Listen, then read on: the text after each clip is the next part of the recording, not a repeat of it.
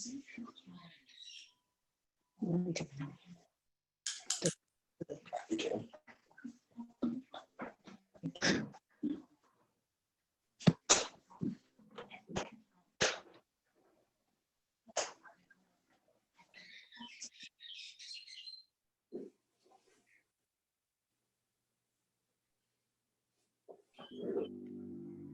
guys are good to start whenever you're ready. Okay, thanks everybody for coming. Hopefully everybody got their packet that I mailed out. Did everybody get it? I Or if you did. did, Got it. okay.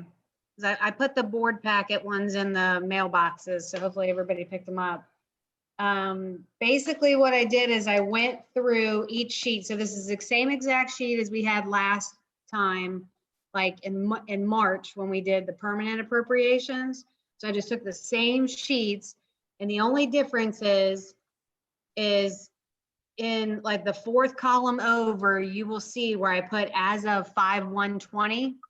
So what that is it is the money that we have gotten to date so far in deposits. So January through the end of April.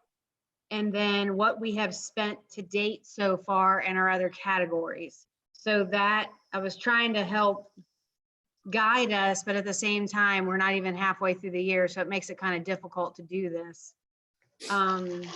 I did try and adjust the revenue totals for 2021 based on the half that we got so far this year.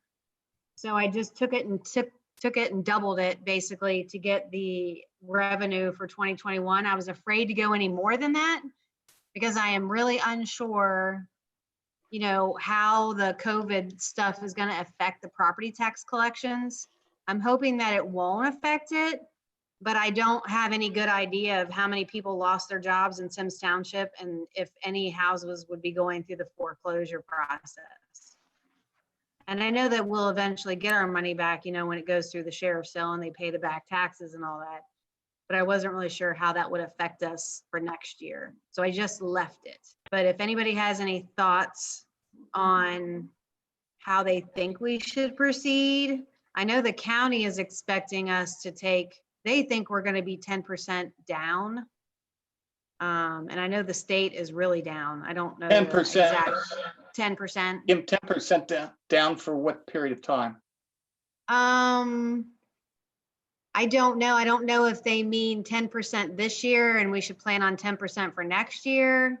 I think in the packet that we got for the budget planning for next year, I think they were recommending that we do 10% for next year, less than what we received this year. Who But is I know we're recommend- already going to take the who at county auditor, Who at the county is recommending that? Dusty Rhodes, the county Really? auditor. Yep. And when did you speak with him? It was a packet that we got in the mail this past week. All right, so to be So, clear, I don't Kim, know. the auditor is suggesting that, or is expecting that revenue is going to be down about 10%. Yeah, that's what he recommended to us. Now, like I said, we collect property taxes. So in a large sense, we're probably going to be insulated more likely. However, we do have funds that are going to be down. And the one funds that will be down in the local government fund, obviously, because that is a percentage of the state's budget. And if the state doesn't collect that money, then we're not going to collect it, you know, as much money as we would have. So that's in the general fund. Also, we have permissive motor vehicle tax license, and we also have the motor vehicle license. Well, of course, the BMVs are closed all across the state of Ohio. So we're not really collecting any of that money right now. Now it'll probably, I mean, obviously we'll catch up at some point, but you know, I don't know when we'll catch up. Hotel motel tax is also going to be down because, you know, people aren't traveling and, you know, they're not staying in the hotels in our township. So we'll take a hit on that one. I know we got an email from Tom Wiedemann from Sycamore Township because he's been working with the state legislator. And I know they might be dispersing some money to townships. At least that's what the township is trying to get them to do. So we might get some money there. Yeah, I hope so. And I know the county The county, Hamilton County is supposed to receive over $100 million in financial aid. But from what I understand, they're not going to divvy it out to the townships and the cities unless we ask for it, and we have to have a specific purpose. So, you know, right now, the only thing that we've taken a hit on so far is, and it's not even really that much, is we've had to buy a lot of extra cleaning supplies. But other than that, we really haven't spent a whole lot of money on extra on anything. Clean is good, Kim. Yes, I know. And I'm fine with that. I just, you know, that's our biggest expense so far. But it's Now, really I not know- that much. I know the county itself, for the employees that they've had working at home, they're saving the data. So say that I worked at home for 2 hours and I'm still getting paid for 7 hours. The federal government is gonna they do that for townships too, because I know for a while we were working on a scale today. I mean, we kept track of all that in case they do allow us to do that, but I thought they were only going to reimburse us if we worked overtime. And we really No, haven't had any overtime. The county, they're Okay. getting reimbursed for the hours for staying home. So I don't know if we can look into that. Like if I Okay. worked 2 hours, I was home for 5, the federal government was supposed to pick up those 5 hours. Right.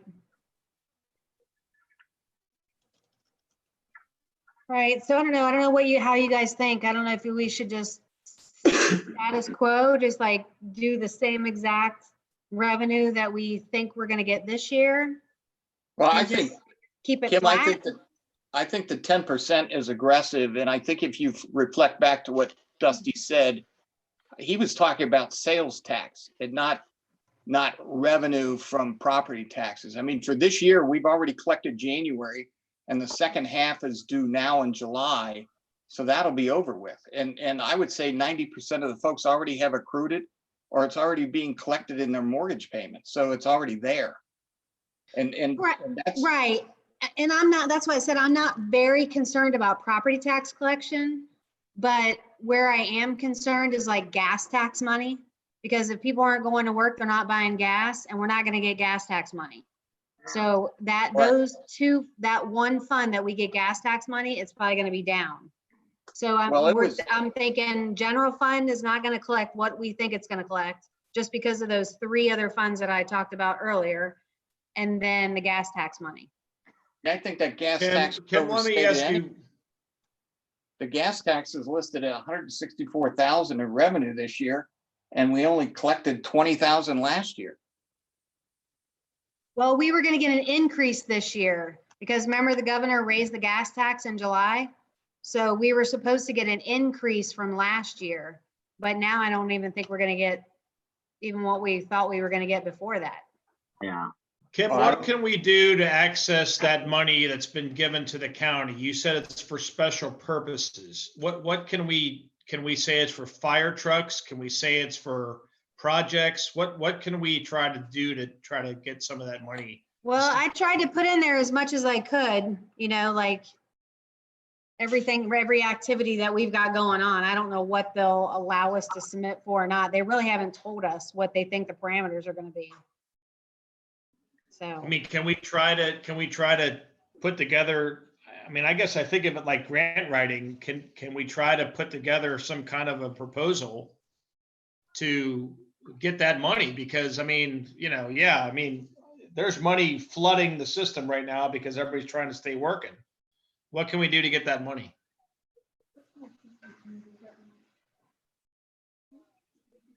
Must be stir fry time. all right, I gotta turn my chicken.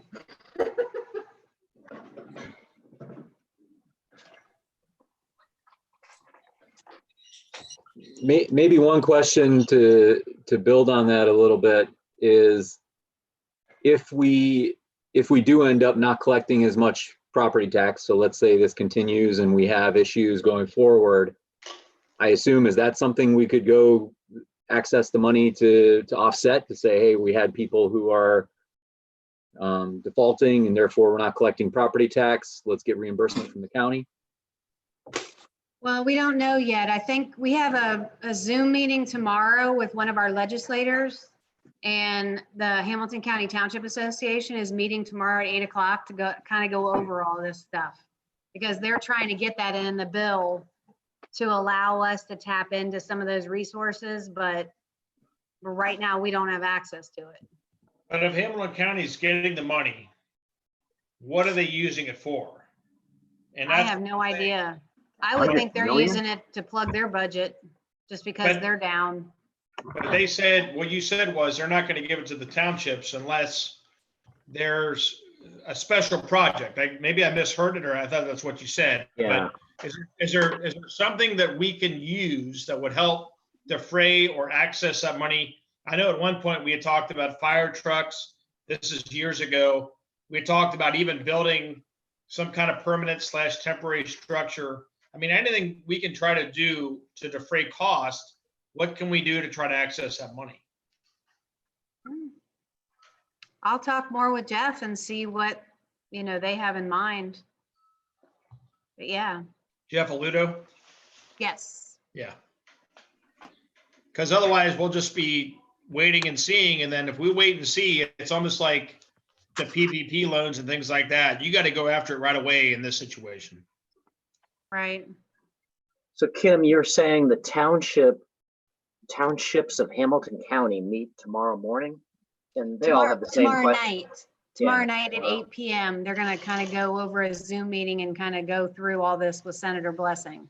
All right, so you'll know more after that call and what the options are. The There second- has Right. to be, there has the to whole be some Hamilton kind of County ground 100. rules. There has to be some kind of ground rules set up for the Yeah. county to even get so much.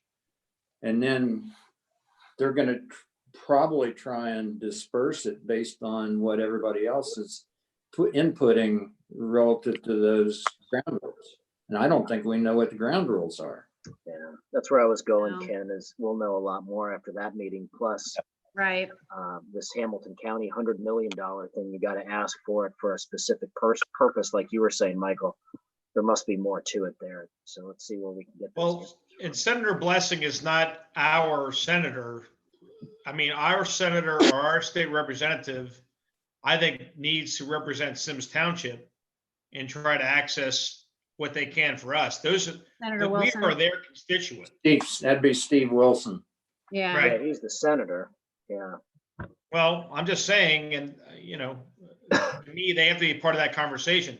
The senators are only going to take care of their constituents. I hate to say it. That's the way it works in politics. So, Right. I just think that tomorrow, it's just a general meeting to get us more informed. And then we would take it to our own senators from there. It's just a general Zoom. There's no decisions made. They're just gonna hear our concerns and they're gonna try to explain what they're gonna try to do. And then once the meeting's over, we would address it with our senator. Okay. yep. Welcome, Phil. I think you're muted, man. There you go.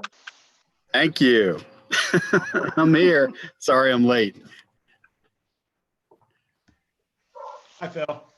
Hi. So can I ask, what's the format of this whole meeting here? Is Joe, are you leading the charge, or is Kim or Yeah. somebody else? And we're just gonna go through this whole packet page by page, or? Well, what do you guys want to do? Because it's the same exact packet that I gave you 2 months ago. So not a whole lot has changed on it. The only thing I said that I added was that one extra column, actually 2 extra columns.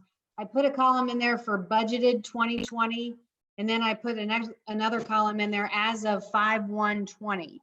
So it shows you what our budgeted amount is, and then it shows you next to it how much money we brought in on the revenue side, and then how much we've spent on the expenditure side. So like I said, we've only gone through 4 months so far to date. So it's just kind of hard to know if we had good numbers from the start of the year. And we still have to remember, the bad thing is because of COVID-19, Joe and his associate Al have not had any training whatsoever in anything local government because they've canceled everything. So we don't have that new UAN system that we were hoping to have by April. So we're still operating off the same old OTAS system that we had. And the three of us have kind of been limping by with learning how to use it. And thankfully, we found this guy in Westchester that knows OTAS backwards and forwards. And we've been calling him every time we get stuck and need help to get through it. But we're still paying bills and we're still Tim, does moving this forward account with for the that. levies that passed? Yes. So Okay. I did put in, so if you go back to the safety services page, which is fund number 2131, it does account for the new money for the safety services levy. And, So, I mean, the and I good- also have plugged in the new contract amounts for LSFD and the new contract amounts for the sheriff's office too. So we have all that stuff already established. I mean, the good news is obviously is we got our levies passed, and I would like to just say congratulate everybody for their work on trying to get that passed and coming up with something that the voters would pass, because not all of them passed, obviously, with everything going on. So, Right. Right. Yep. Thank you, Chief. Way to go, chief. He's laid back, he's hanging out. Life is good, Kim- with the chief. Kim, there are some differences in this budget you sent to us in the last one we went over. Okay. So And what do you want so- to talk about then? Well, Joe, the interest that's being shown here, is that, I see it reflected on several of the pages, but not all of the pages. Is that how it's going to be reflected moving forward this year? I think there's a rule about that, but I'm not sure. That's one of the questions I have to ask. So most of the interest gets deposited into the general fund, but I think there is a rule that says that you have to deposit some of it into the motor vehicle license fund Right, and the gas tax fund. okay, But I don't think you have to do it for any of the others. Wait a minute, let me Okay. look. So whatever and- we had before. okay, and Meter has all of the money now, They have, yeah, $8 million, and I sent out those sheets right? yesterday so you could see that we're still making money. Yeah, they made $18,000 for the month, right? Yeah, Mhm. so we're still making money with that, which is good. Okay. I think what we've set up with them is that we will do quarterly deposits. So we'll look to see what our money is, like how much money we've made for the quarter, and then deposit it accordingly, but we also have to pay them too.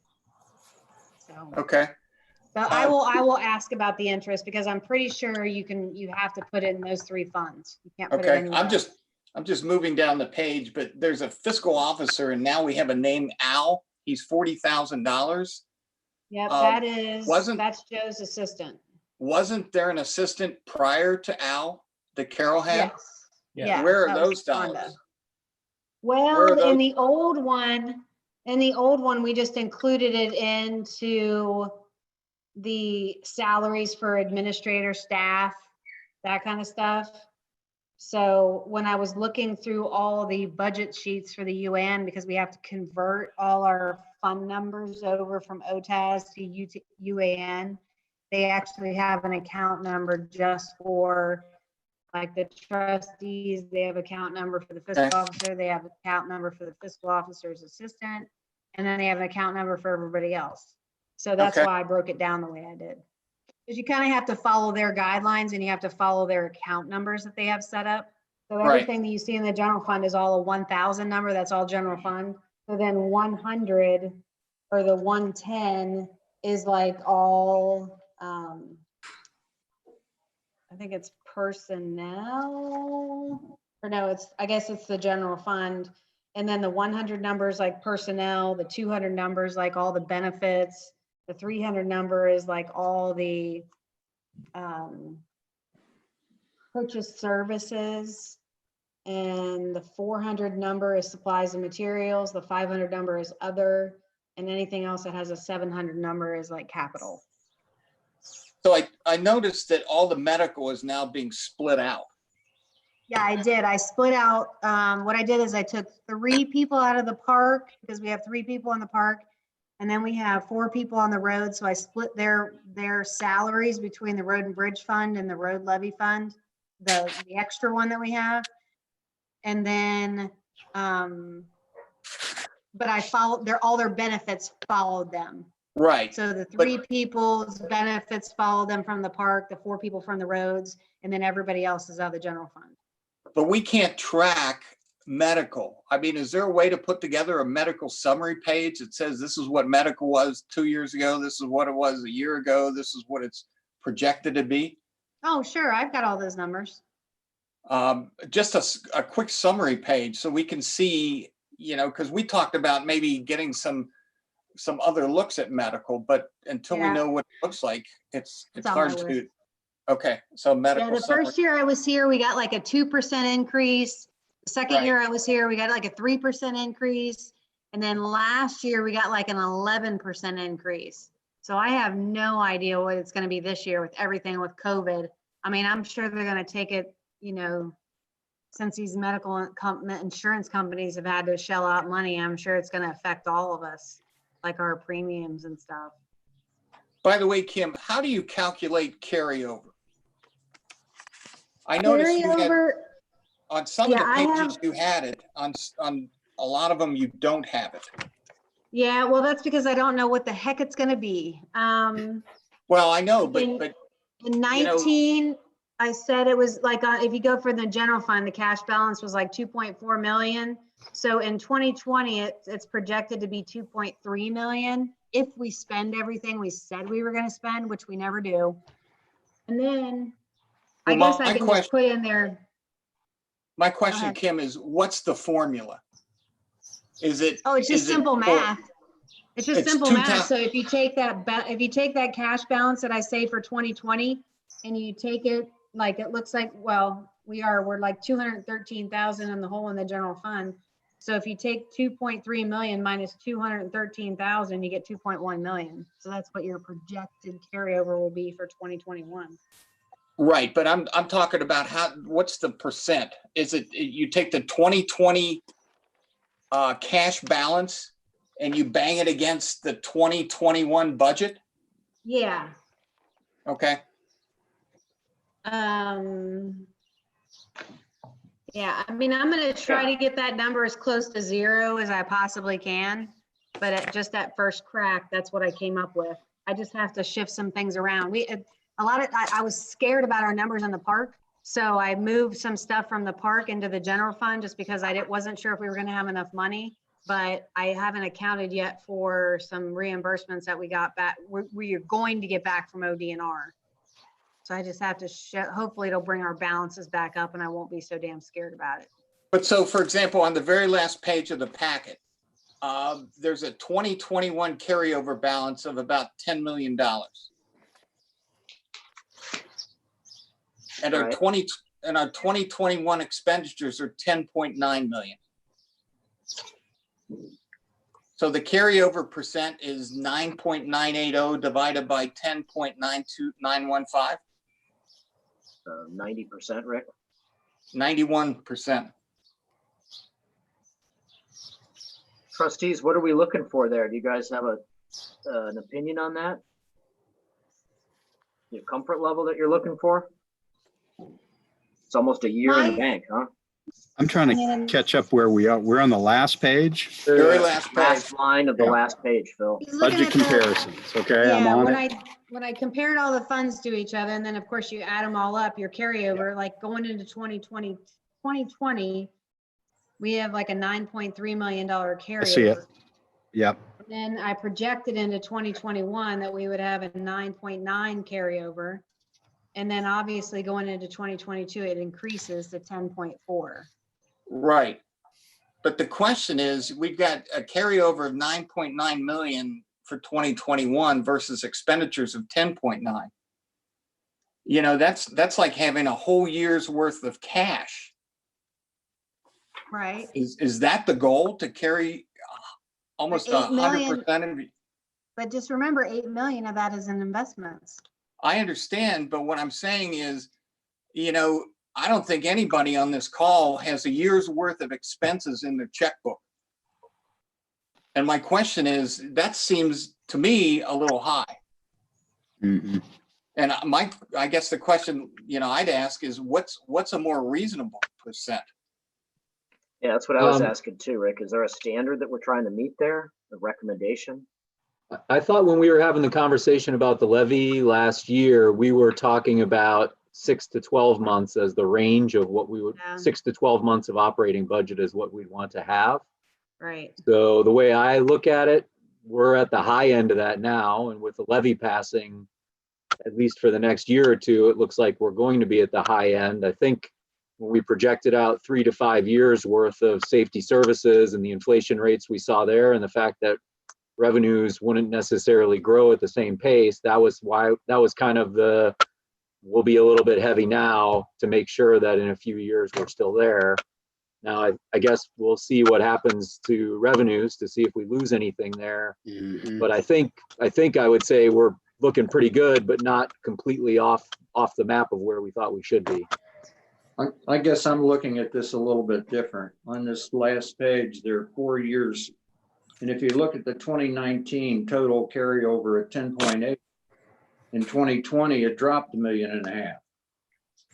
And then it goes back up about 600,000 to 2021. And then it goes back up in 2022, and you're not back to where you were at the end of 2019.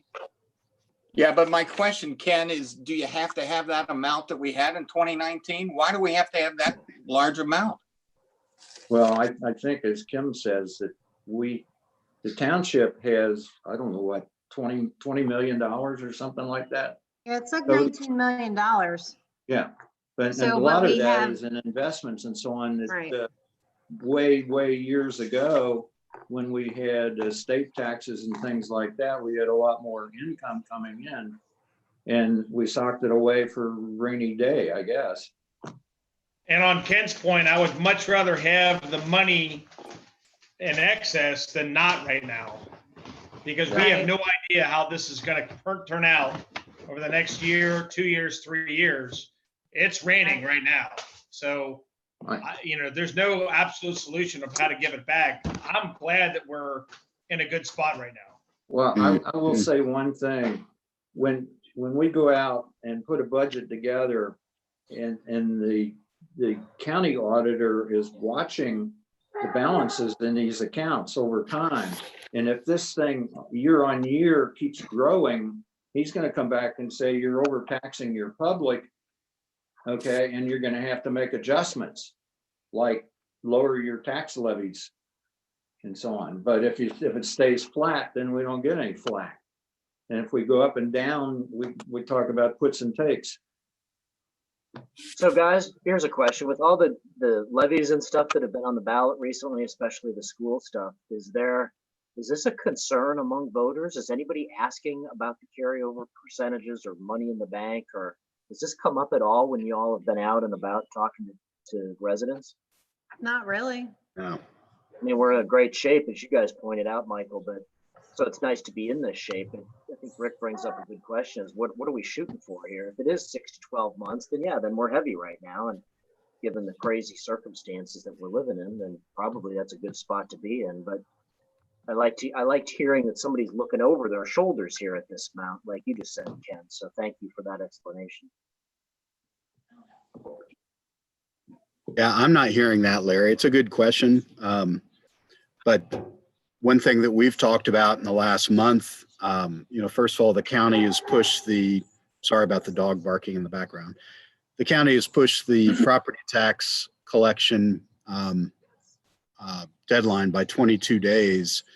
So we know some income is going to be delayed, but the big question is, I think, to this issue is this year and maybe even next year, are we going to see a dip in our property tax revenue because of defaults?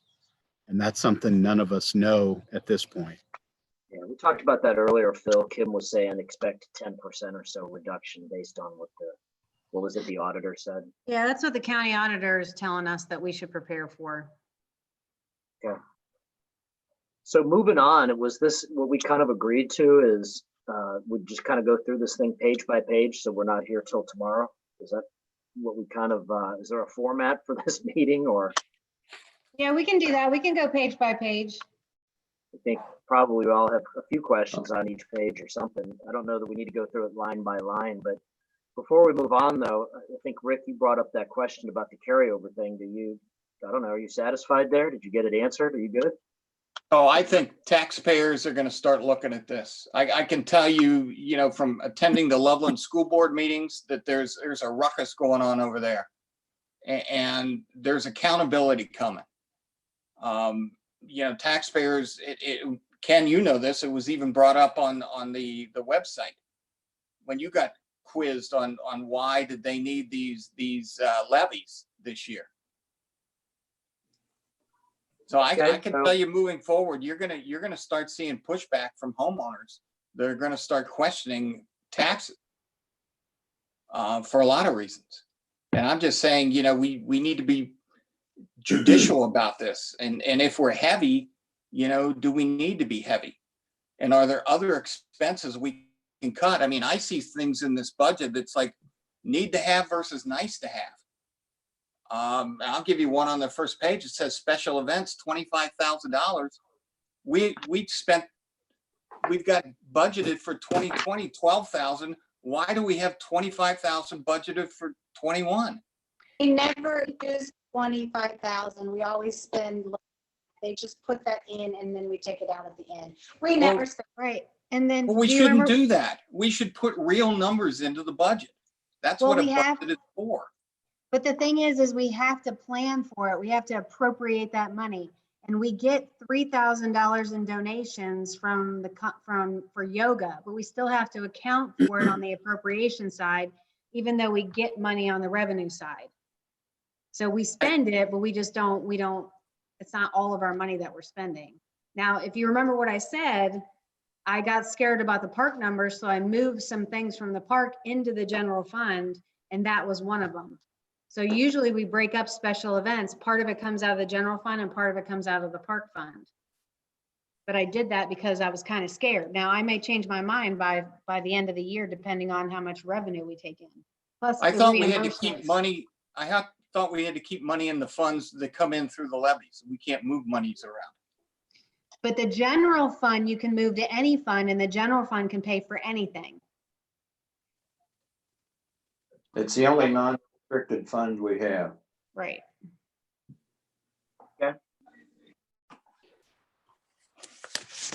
I have a question, Kim, and I think it's going to get to some of the questions that come up. Okay. And I heard you describe where we are on the systems, and maybe that's why. We used to have a page. I remember last year there was a couple of summary pages that would show each line item and then the spending by fund to get to a total. Yep. Did you see that yesterday? I emailed it to you guys. It's the April page. It's all the April expenditures. It's in a scan that I sent. Huh. Oh, I see that. I did not. That's the OTAS report that we still have to continue to use because we have not moved over to the UAN yet. So I have no choice, but we're still paying bills and everything out of OTAS and using the OTAS system.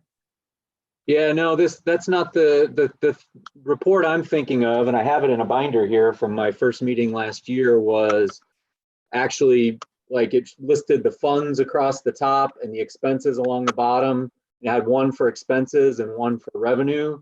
So you could, instead of, trying to track salaries and see what happened in each one of the funds, there was one page that had salaries and it showed the amounts in each fund and then a total. So we could go through that and have a way to say, okay, in total, do we have the right amount of special events across all funds?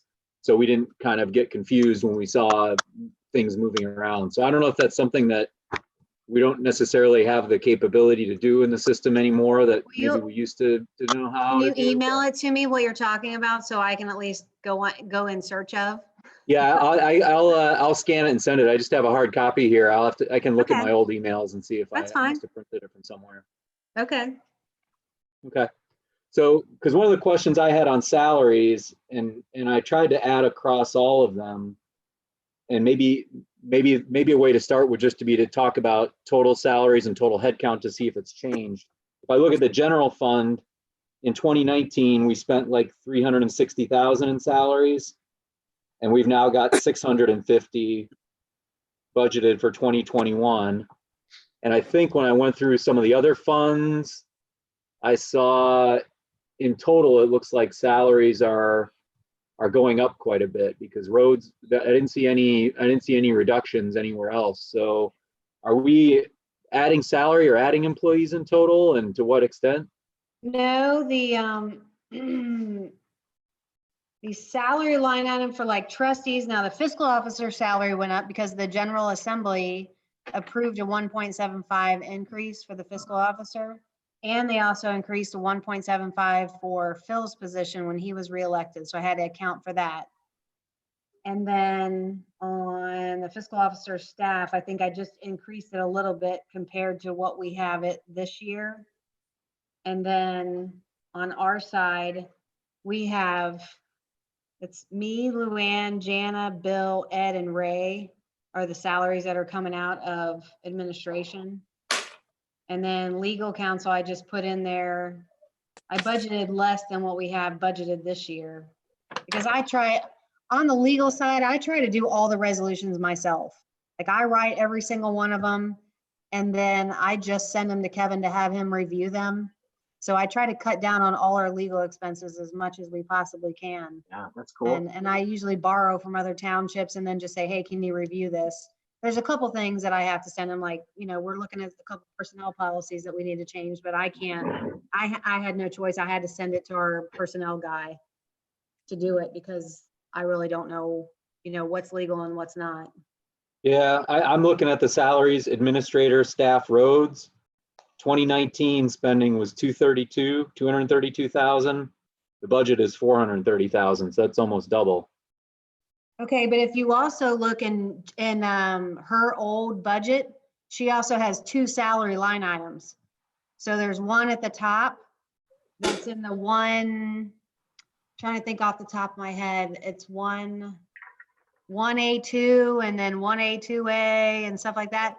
But then if you look down the page on her old spreadsheets, you'll find a 1B, and it also has about $200,000 in it as well.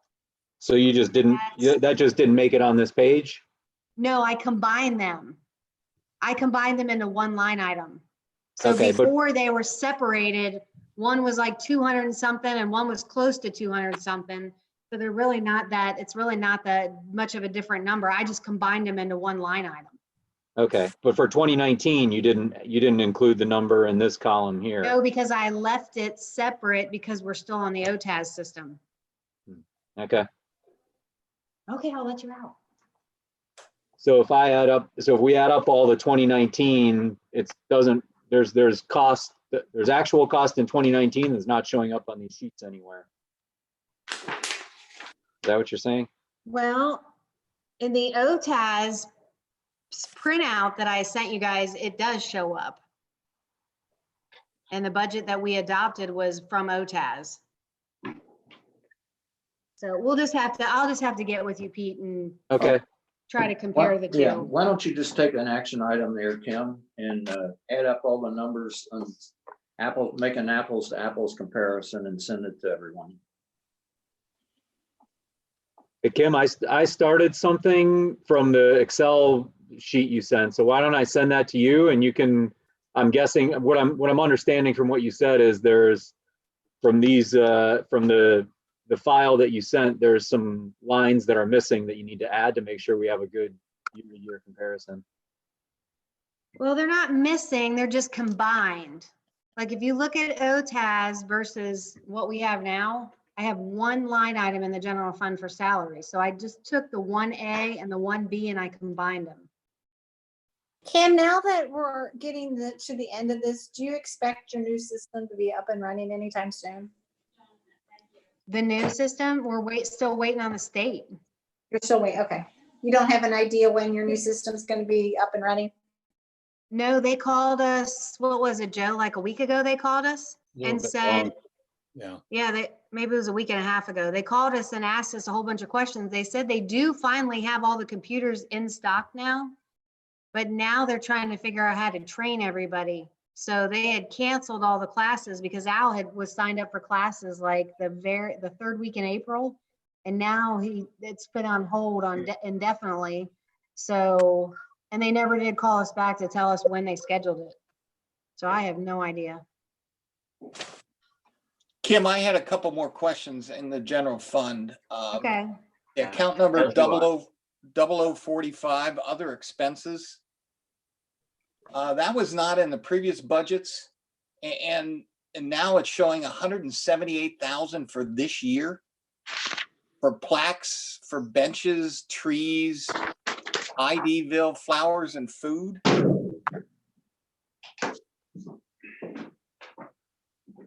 Okay, the easiest way to explain this is my budget has $10,000 in it for 2021. The reason for 2020 that it's budgeted at 178,000 is because what Carol used to do was she would budget money in other, and then as the other funds needed, she would move the money between funds. But that So- wasn't in, it was not in the previous budget you gave us from back in March and January. It wasn't there. This 178,000 wasn't there. The 178 is in 2020 though, I think is what Kim is saying. In 2021, it's only 2020. 10,000. In 2020, in Right, and I'm looking at 2019 a 2020 budget and it's not in there.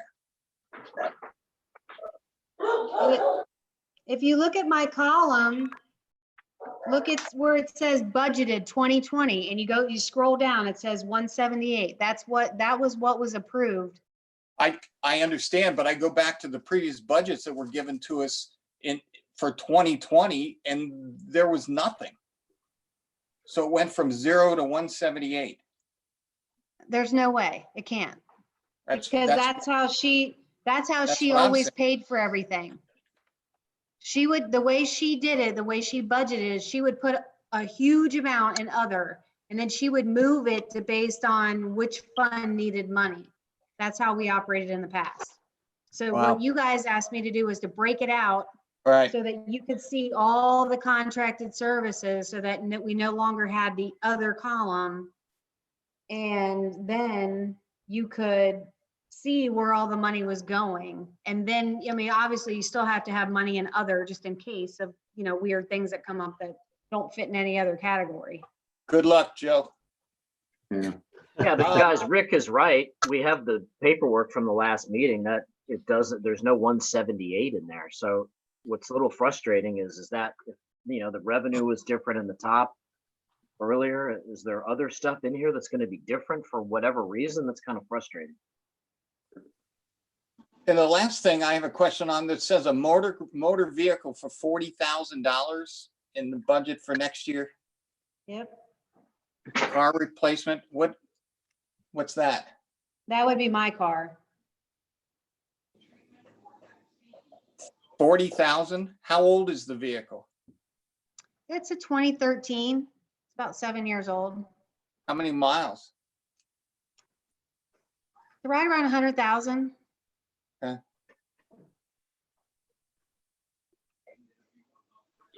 We delayed that a year. Is that Yeah, part of your Yeah. contract, Kim, as a car? Is that it? Yeah. But we can, like I said, I mean, if it's fine next year, I always budget it. And if I don't need it at that time, then we just keep delaying it. It's How not do a you big deal. define if you need a new car or not? Whose job, like, how do we define that? I think we could see if there's what the service was on it, Yeah. doing, and that's How what, many miles? yeah. I mean, Well, we're typically we trade in all our vehicles before they get to 100,000. That's how we've done it in the past with all the other vehicles we've had. But And the that, other that we've, go ahead. but that doesn't mean we're necessarily gonna do it next time. It's a year-to-year thing to see how the Yeah. cars do. Yeah. Okay. And do we also reflect in that account the amount that you get from the resale of the used car?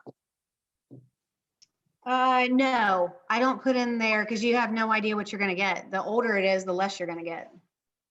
No, but I mean, once you buy the new car and once you sell the old one, then you have a dollar amount that you could reflect against it. Right, so we'll, I mean, it'll just, I mean, it won't be 40,000, maybe it'll only be 35. Okay.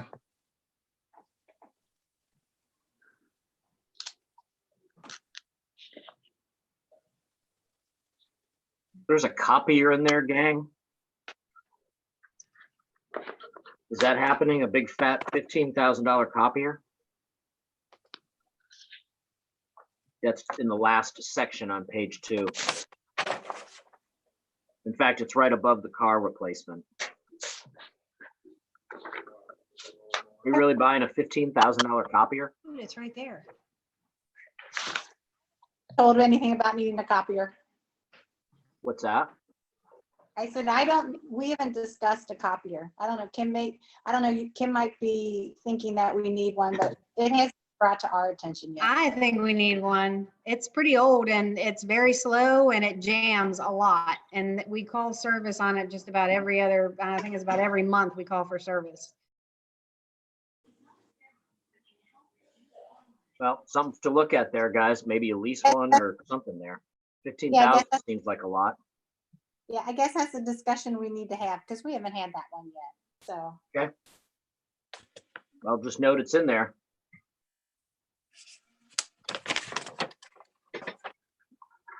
We ready to move on to the next page, page 3? Hey, real quick. Hey, Joe, how are you doing, man? Are you digging this stuff? He's laughing. You That's know, not good. there was a confluence of so many things that happened at one time that were negative, like the COVID shutting down everything, no training sessions. I mean, what we can do online is very limited because they don't have much commercial paper training, you know, done that already. But, and the fact that we don't have the new computer system and we're dealing with an archaic system that none of us knew how to run initially. We're finding out more and more through this gentleman we contact almost on a daily basis to walk us through different things.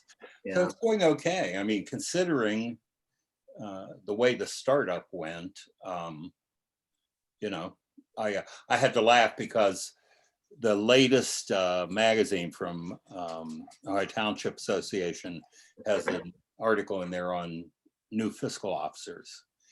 And it says, a very important thing to remember is that you will crawl for a long time. Reality, huh? Yeah. All right. Well, in the future, I would think you would be kind of leading these discussions. Is that correct? Or Well, once trustees? I know enough to be able to do that. Yeah. Yeah. Yeah. Okay. I think you got a great committed committee here for sure, and we like to be part of that. Yes. All right. And We ready to before we move go- on to 2011?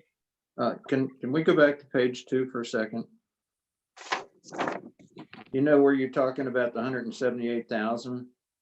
The line item right above that, other Memorial Day / transfer, or if I can read it right, like $50,000. Yeah. Would you explain it to me, Kim? What? I have no idea what it's for. That was the Carol thing. She always had money in there for transfers, but I don't know where she transferred it to or from. I know, but the Memorial Day, I mean, doesn't smack of $50,000 for anything. No, I think it was, she always plugged in a certain amount for Memorial Day for flowers. And then Jesus. she had, and then there was like, they're just other, We could buy the it's just greenhouse. other, for an that. other category.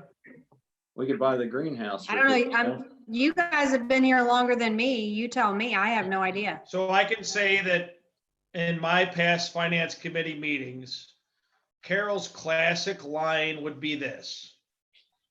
I take it from one fund to fund the other.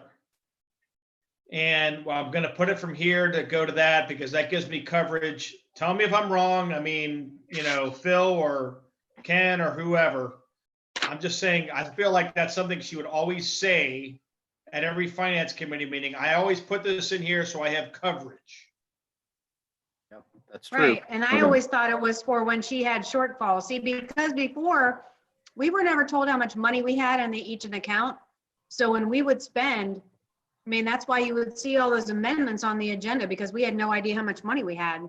So we would go over in a certain category and then she would have to amend the appropriations to make it whole. And I was assuming that she was using this money and other expenses and transfers. She would take that money and move it line items to make those line items whole. Okay, I don't want to bog this meeting down with that, but can we just take a note and let's see if we can't find an explanation for it? Yeah, Well, but and Ken, this particular line item in the comment column has oops, which that's Ohio Utility Protection Service. So I'm not sure how that Yeah. ties in. Well, guys, I know it's not we- in the budget that we approved I know back we- in January, guys. That line item, that coded number doesn't even exist. Okay, Right, that's what I'm saying. We still are on the old system. This is the old system. So I had to plug in the old numbers from the old system because that's what we're still on. But wasn't the old budget that was passed in January the old system? It's weird comparing the budget from then and the budget now, and we've already come across 3 numbers that are different in 2 pages. That seems kind of weird to me. I used the same exact spreadsheet that I used last year. So I don't understand how it's different. Well, there's Okay. no 599045056. The numbers are different in the information that I'm looking at right here from our meeting back in February 24th. Well, it also too is, as I've gone through the sheets and gone through our expenses, I've kind of updated some line items. So, I mean, it's going to be a changing document, just like Joe and I were having this discussion the other day. I mean, these all numbers are all guesses. I have no idea if any of them are right or not. They're just guesses because right now we have no idea what we've spent from last year because the line items are so different. When you switch, when you go from OTAS to UAN, it's so vastly different. So you kind of have to use your best guess and what you think you're going to do. All right, well, you have to admit it just looks fishy as a whole, of all of us on the phone, when you hand us a budget that's supposed to be 2020 budgeted, approved, and it's different from the one that we approved in February. That, to me, that just doesn't look good. Am I the only one that agrees with that or what? No, my point is, once again, we're heavy on expenses that don't belong in there. And it's making the carryover numbers look bad. Well, let's hopefully next year's better, Joe. Sure wish you the best, man. This It's is gonna take- really weird.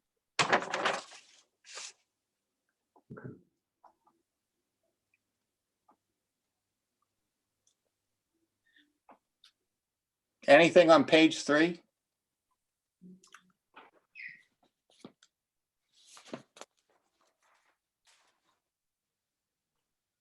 And basically we take in about $17,000 in revenue and I just have it even where we spend 17,000.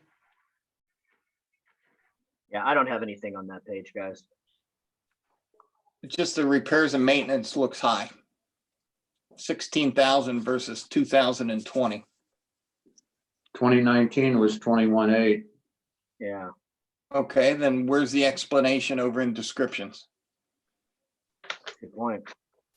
It's going to vary from year to year, Rick. You don't know what's going to break down. And I mean, we could have a dump truck that has all kinds of issues one year, and then the next year we just have a few slightly broken things, and that was all the money we spent. That Plus, you have to 20 remember we have multiple repair accounts across all of our capital funds for the Public Works Department. It's MVL 2011. That's just motor vehicle license fees. That's the motor vehicle license tax, yep, that we get from the state. Okay, It's So that, I think we see get like where- $1.30 out of every motor vehicle license tax that gets paid for. okay. I can see where repairs and maintenance may vary widely depending on which fund you have enough money in there to take it out of. Right, So it could fluctuate greatly. yep, If you have money in there, you use it just to do your repairs and maintenance, and then next year you don't have enough money in there, you try and take it out of something else. Well, that brings up the next question, though. Again, we have a cash balance of 140,000 just about. If the if the revenue and I mean, we're talking about a $20,000, 17, 16, 18, 19,000. Doesn't that seem like a lot of money carrying over every year? No, because if you remember, we have large pieces of equipment that we have to replace. So we like to keep a balance in there because we're eventually going to have to replace a dump truck, and we have 4 big dump trucks and they each cost about $175,000. So what I like to do is spread it out across the fund so that we don't bankrupt one fund, but it's nice to have that extra cushion in there, just, you know. Oh, I've seen that. Okay, So that's a good answer. Kim, with the dump trucks, is that something, and that's what I've been waiting for in this conversation. With the dump trucks, is that something we can ask for the Hamilton County money to try to get as a special fund? That's a We huge can ask. expense, obviously. Yeah, we can ask. That's a good Right, idea. but I mean, that's I a think they were typical gearing thing that everything comes more up. towards first responders, but Well, listen, all we can do is ask, like you just said. That is a special project. We're gearing towards it. Why can't we try to use the money for that specific thing, put a proposal together, try to get it? Oh, maybe that's one of the outcomes of this call, you guys, is we come up with a handful of ideas that we Right. can go to the county and ask for, on top of whatever ideas are already floating around. Okay. All right, I Kim, understand the answer on the carryover there, so thank you for that. this MVL, are there restrictions as to how we can spend that money? sorry, it's capital only. Okay. Capital only? Yep.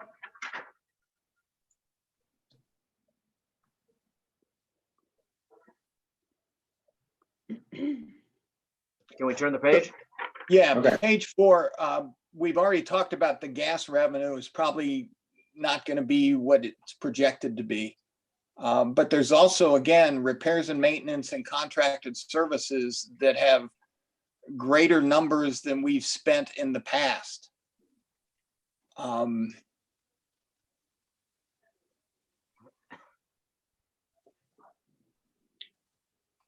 I can look at it 75,000 and- in there for motor vehicle. Well, that's the half of the dump truck. Yeah, How old is this dump truck? We have 4 of them and we usually keep them. Let's see, we're on I think it's a 3 to 4 year rotation. So every 3 to 4 years, we buy a new one. Or we have to replace them. So I guess that would be what, 4, 8, 12-year rotation or 12 years. And That's what how kind of long- mileage do they have on them? It's not necessarily with them with mileage. It's all about the wear and tear. So when you're taking these trucks out in the salt Right. and you've got that equipment on the back and you've got that auger on the back and the salt comes out the back and it sprays all over the back of the vehicle. Now the guys are really diligent about coming back and washing all those trucks down and making sure they clean the salt out of the bed and everything. But you also have to remember too, these trucks sit outside because they don't have a building. So they get wear and tear from the weather too. Right. Well, that's something we could put on the wish list. If you remember, I shared with you guys something we could build very easily on the property we have that would cost maybe $100,000 or so. Remember, Kim, I gave that to you about 2 years ago. Yeah. And you can store vehicles under there. You can run electric. You can keep them warm. It's not a closed, but I have a lot of companies that use those. And maybe that's something to put on the wish list that we're talking about to go back to the state and request. Well, we definitely need at least a barn to put, these trucks in. We need 4, we actually need a building that has 4 bays in it and we need a wash bay to be compliant with the EPA regulations. Yeah, So- that unit I shared with you, Kim, can hold 8 vehicles. 2 deep. 8 vehicles. Okay, but then the bad thing is the way it's shaped though, you can't put any storage in it. Like you can't build any shelves or anything like that with it. I thought right now, I thought we were just talking about vehicles. Now we gotta have storage. Maybe you need to come spend some time in our maintenance building that we have. It'd be I'd good love for you, to, Rick. but I'm just trying to figure out what are cost-effective measures to solve the problem without, Okay, breaking and the if we're budget. if we're spending 100,000 on this building, is this building gonna stay for 20, 30 years, or is it just a temporary fix? Permanent. For how long? How long Ever? do you need it? Okay, I don't think anybody wants to build a temporary solution, do we? well, what I'm saying No. is, I think we've seen the structure that Rick has put out there. I think what our maintenance department is saying, it's not what they would consider what we need is what is going on. That's all I'm Right. saying. This, All right. I think they were saying it was more of a temporary fix than a permanent fix is all I'm saying that came from the maintenance department. And to Jody's point, not to beat a dead horse, but once again, with this money coming to Hamilton County, is this yet another thing we can ask for to try to see if we can get something more permanent built with the money that's being sent to Hamilton County? To me, we have to try to go after that money. To me, it's not any different than me as a small business owner going after PPP money to keep me afloat. I agree. And I think one thing that Symmes Township does well is we always go after every type of grant money that we can find. So we will definitely invest and look into what we can find here. I mean, no different than what we do all the other times. We go after as much of grant money as we can get. We'll think of something, and these are great ideas. And let's see what we can do. Okay. We ready to move on to the 2021 fund? Yep. No telling what that gas tax is gonna be like, huh? Jeez. But again, thankfully, there's a bunch of money there, a year and something carryover. 2031, Kim, it looks like this is an example where some of the salaries are broken apart and kept in this fund versus the general fund, as you explained earlier. Right, this is the road and bridge fund. Right. So, You're keeping yeah, what I did is I 130,000 took for this, those guys. yeah, I took their salaries, the four, you can see them off to the side, Willie, Yeah. Jason, Jeff, and Bobby, and I took half of all their salaries and half of all their benefits out of this fund. Okay, just confirming. Thank you. And then I took we need to replace our mini excavator, so I took part of the cost out of this fund. Yeah.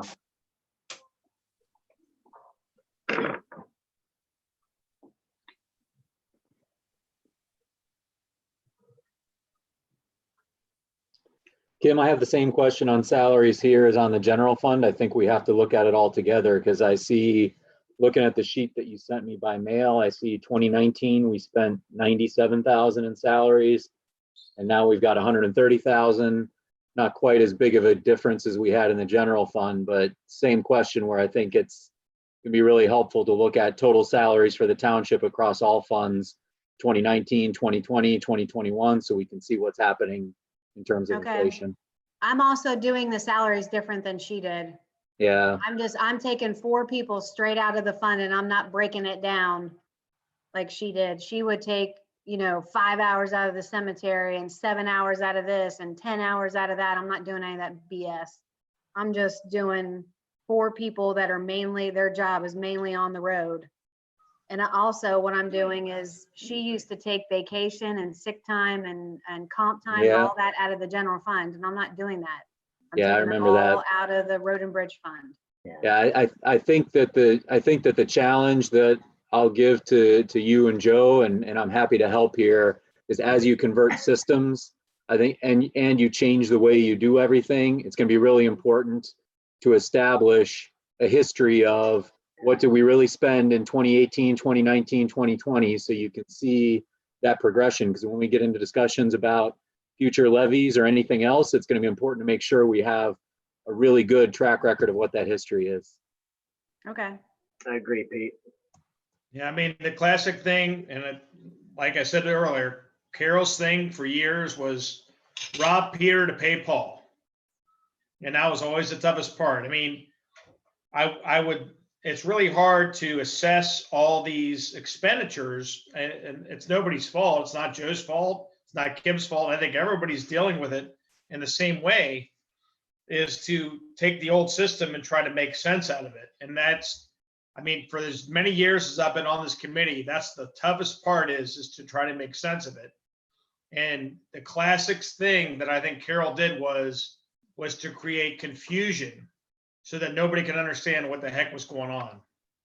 Sure seems like it, doesn't it? Maybe we should blame Joe, by the way. Just for the hell of it. Come on, Joe. Damn it. I'm not blaming Joe. Joe's doing everything he can. Joe can't even get to the first part of this. We just got to clean it up. We'll get there. Yeah. Yeah, I mean, like I told Joe, I mean, it might take us till the end of the year until we figure it all out, I mean, but that's the nice thing about a budget is it's a budget, it's going to ebb and flow and it's going to change over time. And then we'll have to figure this all out together. The good news will be consistent moving forward. Yeah. Let's hope so. Yeah. Joe's doing everything he can right now. I mean, I can't even imagine what he's going through to try to figure out the nuts and bolts of this, because to me, and I've said this for years now, it's very, very difficult to figure out these numbers. Yeah. Well, we're getting there, guys. Can we move on to the cemetery? Yep. One question is, why do the fees vary so much each year? Is it just a matter of, is it as simple as the fees are up? Who died. Right, it's what we take in. It's how many people we bury and how many lots do we sell? Yeah, okay. And you can see as of 2020 so far, we have taken in the same amount that we budgeted for already, and it's only 4 months into the year. Okay. Well, why don't we move on? We can move past this, can't we, pretty quickly? Mm-hmm. Yeah. Let's.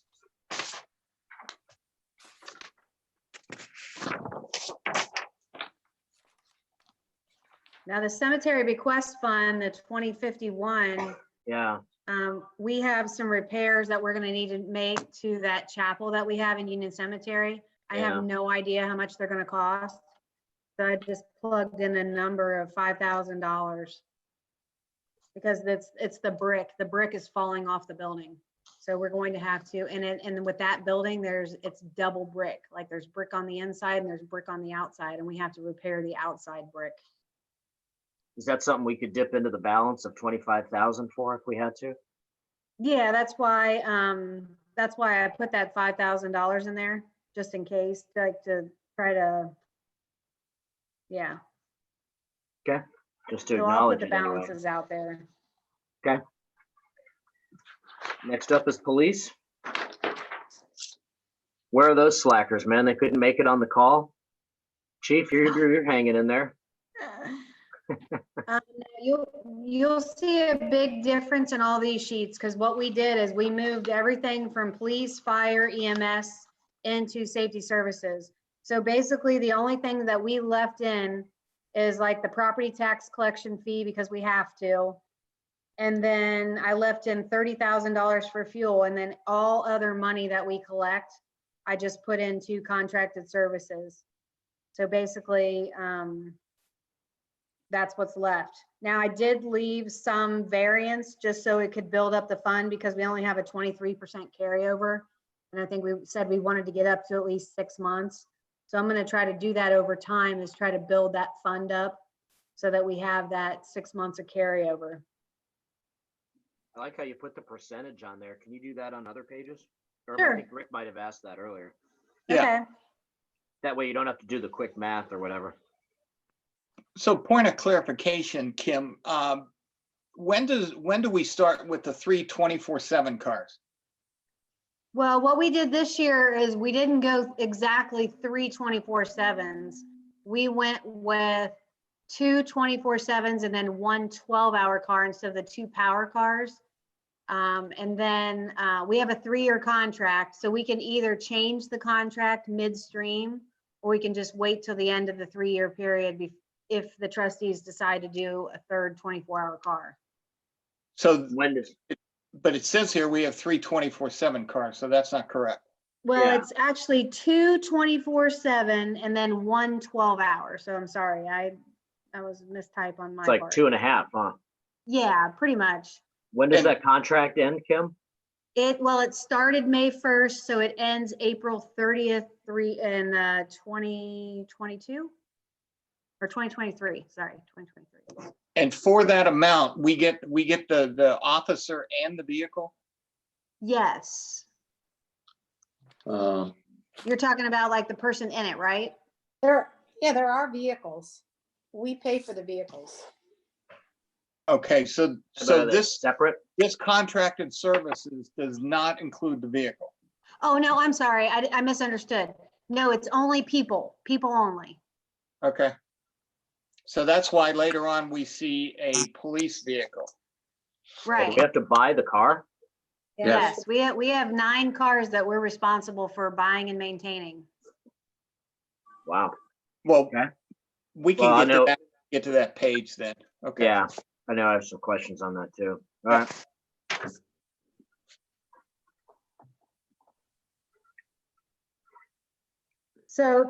So sorry, I mean, there won't be numbers to compare it to because like I said, I moved all of our utilities and all our other purchases. We just put it in safety services fund, so it'd be easier for Joe to track it and for Al to pay the bills. Because right now, when we write them out, we usually have to pay it out of 3 line items. And it would be a lot easier for us if we just paid it out of 1. And then you just increase the contract amount so that we're taking the max out and, paying it from that fund for the people. So the next page on 2111, you're also moving monies around. Same thing. Okay. Now, this one at the bottom, you'll notice a huge variance. Like I wanted to increase the amount of carryover because for whatever reason, and I don't know why, right now we only have $90,000 in this fund and it's only May 13th. So I don't know why we have such a low amount in that account. I'm guessing because we only had 13% carryover, we just don't have enough money to get us through to our second collection point. So the bad thing is now instead of paying the contracted amount for LSFD out of the fire, EMS, and safety services, we've had to switch it to EMS and safety services because we can't afford to pay it out of the fire fund. So what I would like to do is fall short in expenditures so that we have that $208,000 carryover for next year into 2022 so that we're increasing that carryover for that fund. Otherwise, we're going to be in the same situation every year. And I don't even know if we were in that same situation every year before. I never had heard that, but I don't know. But We're otherwise, starting from scratch here, huh? yeah. So otherwise, I just left the property tax collection fee in there, the contracted amount, and then the fire prevention program.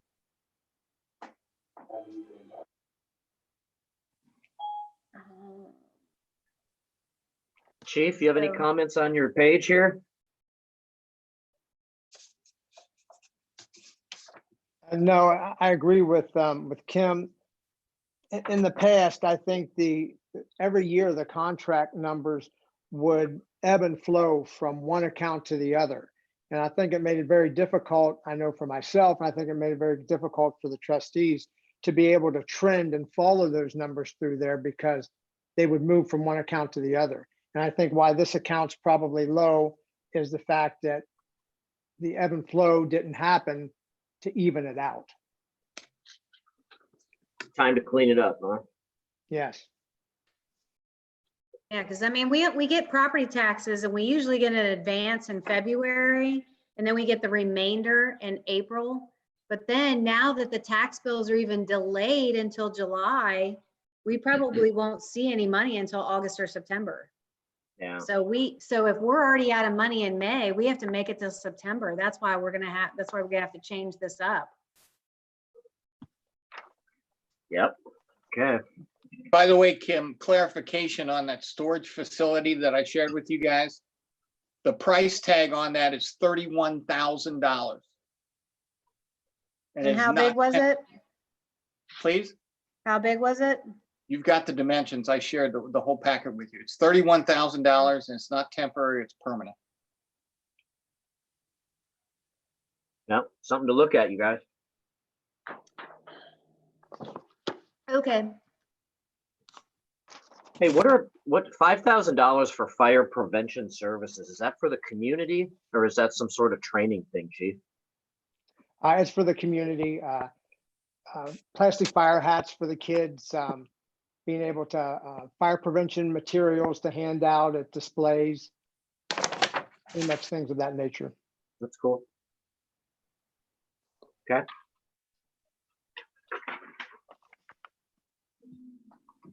Ready to move on? Yep. Under EMS, we did exactly the same thing. We left $5,000 in there for property tax collection. Although it'll probably be more based on the amount we already paid, the 2,700, so it'll probably have to be 5,500, sorry. Chief, how confident are you in that EMS billing number of 256? Well, with COVID that's going on right now, Yeah. you know, that could be an issue because our runs are way down for the month of March. So that number could be off. However, we have received, I was going to go over that with you here at the end, but we have received about $15,000 between the two communities from Medicare as an upfront, basically an upfront payment from them, as well as we applied for a grant through Medicare to reimburse the township and the city for all of the ambulance calls related to COVID. So anybody that we took to the hospital with any of those symptoms, we'll be putting in for reimbursement from them on that, as well as we applied for another grant from the feds for replacing any and all protective equipment that was used and to prepare the department for the future.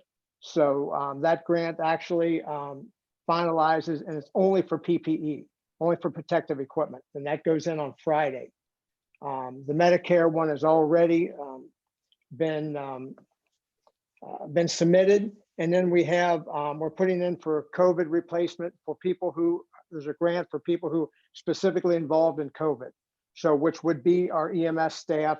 And Mr. Trainer, you might remember these back from the days of the tornado, and that we can put in for the personnel, we can put in so much for the ambulance that took them to the hospital and all of those things. So we'll be putting in for all of that. Sometimes those numbers don't shake out, or that money doesn't shake out for another year.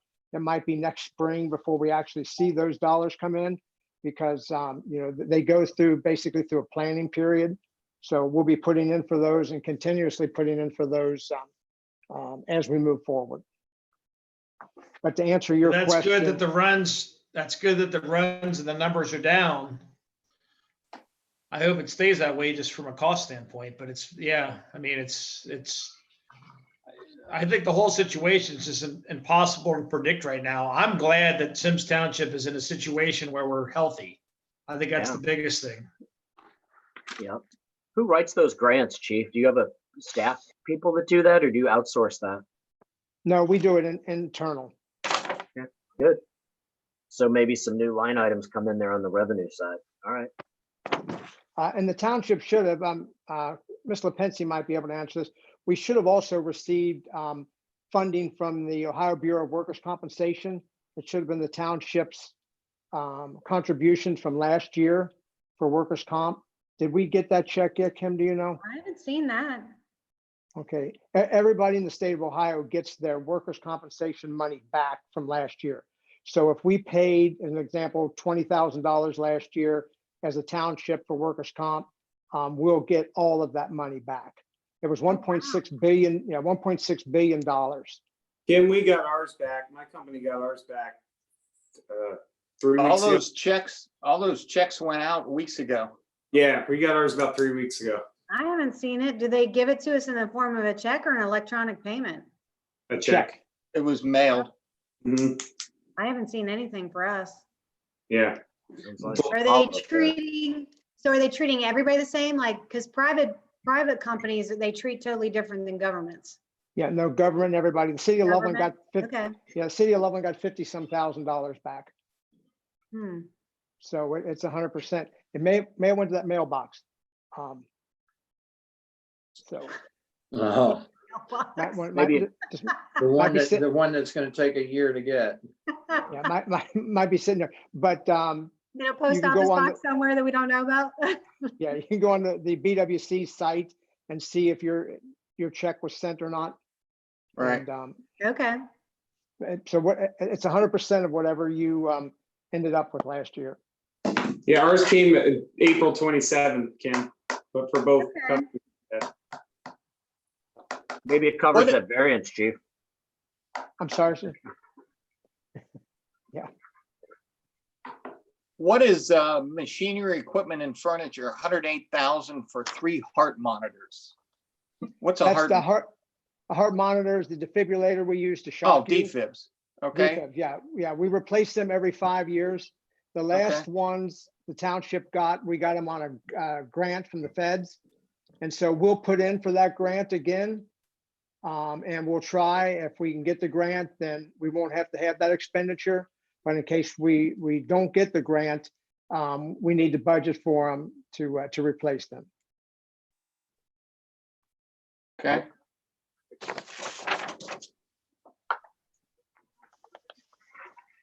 Can we move on to the EMS side?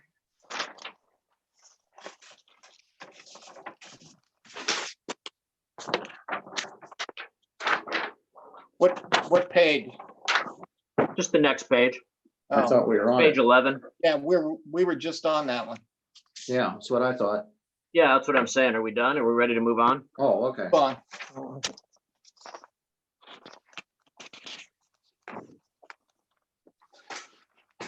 Okay, so under safety services, I included the new amount of money that we would get from our new levy. And then, so everything I moved into this fund. So everything that you see here, like I doubled our property tax collection fees because since we're getting double the money, it's probably gonna cost us double the tax collection fee. So we'll have to watch and see how that is. But everything in here, so all the utilities come out of here now, all the repairs and maintenance to vehicles, all the equipment repairs and maintenance, the building maintenance, repairs and maintenance to the sites, telephone, the cell phone, iPads and heart monitors, electricity, water and sewer, all our contracted services that we have, dispatching, contracted services for LSFD, property insurance premiums, and then we have like fire and EMS supplies, tools and equipment. Then we have other expenses. And then under improvements to site, I think we have money plugged in because we need to replace the windows at Remington and we need to paint Remington.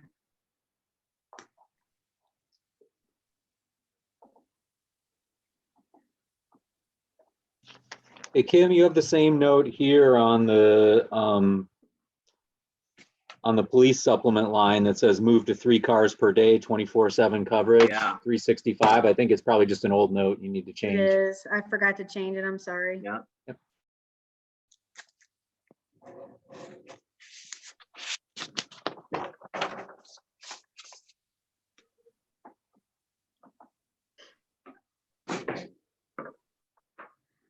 When it says stuff like kitchen supplies and some of this other miscellaneous stuff, is that in the firehouse building there? The Right. Yes, it building? is.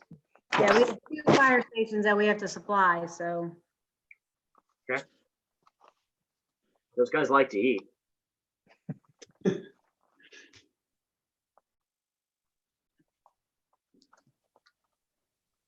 kind of stuff falls under tools and equipment? Small items that, a lot of times things get broke on fires, axes, ladders, small tools and equipment that we use on the fire truck will be damaged in a fire. Some of them get lost in a fire. What I mean lost night, because that room, particularly where the firefighters were working in, burned up and that piece of equipment was in that room. Again, they're small items. They're not large pieces of equipment. Okay. This seems pretty complete. I wouldn't think there's too much left in that other expenses category that we budgeted 37,000 for, and now it's down to 12,700. Getting rid of the Carroll plan, of dumping stuff in there. Very hard to trend classification called other. Yeah, agree. What else, guys? Hey, Kim, I saw you have a vehicle replacement here for police. Can you remind me? I don't remember if we talked about it during the levy. You mentioned before we have 9 police vehicles. What's the thought process around how many cars we need to have? I assume in case we have some that break down or we need extras for any reason. We have 9 vehicles. So we have a contract with the sheriff's office that we have to provide 9 vehicles. So, and the thought process behind that is because for each car that we have, it takes 4.2 officers. So I think they base it on that. So they want each person to have their own car. So we have 9 of them. Okay, what so we typically have done in the past is we've been on a 6-year rotation. So we can usually get them to last about 6 years, but you try not to go over 100,000 miles with those vehicles because those police vehicles are run pretty hard, from all the braking and stopping, starting, plus they leave those vehicles running all the time because of all their equipment inside the vehicle. So you can't look at it as a residential car that you'd have in your driveway at home. It's a totally different thing. Okay, so I was going to say the two 24/7 cars plus the one 12-hour equates to basically 9 officers, and the 9 officers each have a car. Right. Okay, I gotcha. So it's 1, 2, 3, 4, 5 cars a day that get used. So. Yep. And it's 2 people on and then they're off 2 days. So you got 2 people. So that car gets used two days in a row, and then it sits for 2 days, and then it gets used for 2 days and sits for 2 days and so on. So now I will say that, I try to do 2 vehicles a year, but it depends on whether they crash them or not. So like last year, they crashed one of our vehicles in November. So we had to buy another vehicle in February to replace that vehicle. I don't anticipate us buying another vehicle this year. And when I was looking at the car, I keep a spreadsheet, and I can share it with you guys. I keep a spreadsheet of every car, and I keep a spreadsheet, it shows all the mileage, and it shows what was done to the vehicle. And it talks about when do they rotate tires and change the oil, and trust me, the sheriff's offices are very good about taking care of our vehicles. And the nice thing is our contract specifies with them that they pay for, they provide the manpower, and all we have to do is pay for parts.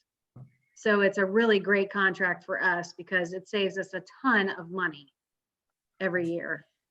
So this year, when I was looking at the replacement schedule, right now we have 2 vehicles at the end of April that have about 62,000 miles. So maybe, I don't know, we might make it to 100 next year, but it's 2 of our 2016 vehicles. So what is that? So we would have bought them in 15, so 16, 17, 18, 21, so that's 6 years. Okay, makes sense. Thanks. Mhm. Really buy a police car for $40,000? Yeah, they're expensive.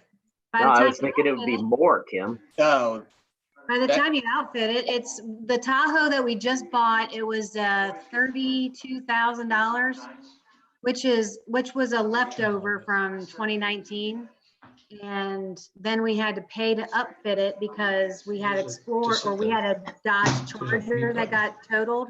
So Yeah. of course you can't take all the cages and stuff from the Dodge Charger. You can't put it in the Tahoe. So we had to Of course. buy all new equipment for the inside of it. And then of course they have to letter it and all that kind of stuff. And So it my ended up question being was, about is 40,000. 40,000 enough is really where I was asking. It seems like it would be more than that. That's what I was gonna say. 40,000 seems like a great deal for that type of situation. but Yeah. I don't think you can get one for that. Could be What is safe. it? What's a I bet- Lucas device? I'll let Chief explain that. It's a cardiac defibrillation machine. When you're having Okay. a cardiac arrest, we put that defibrillator on you versus us doing CPR by hand. The Okay, machine actually does the CPR, and it increases the effectiveness of CPR nearly by 80%. And we've had, the township bought one Lucas device a year or two ago, and we've already had about 4 saves in the township alone. okay. I think 2 of those residents came back to a township trustees meeting on the fact they're still here because of that Lucas device. And what's a Striker Power COT? It's a cot. It's the ambulance cot that goes inside Okay, the got it. ambulance. Oh, it comes from Striker, the company. Got it. Yeah. Yes. So Kim, 2 things on the vehicles. The police vehicles, when they come out of service Mhm. and they're sold, do we get the revenue from those vehicles since we own them? Yes. And where is that revenue reflected? It's reflected, let's see, I don't know where Carol put the money when we got our wrecked cruiser last year in November. I don't know what fund she put it in. I can't tell you that. But last year when they wrecked our cruiser, we got about $8,000 back from the insurance company, even though that car wasn't even worth $8,000. Wow. Yeah. And then That- but since we took it in 1 year, we can't use it against the other year because Right. obviously we're in a new budget cycle. So I And don't then know if you put that in the general fund or not. And you said we might not need a police vehicle this year?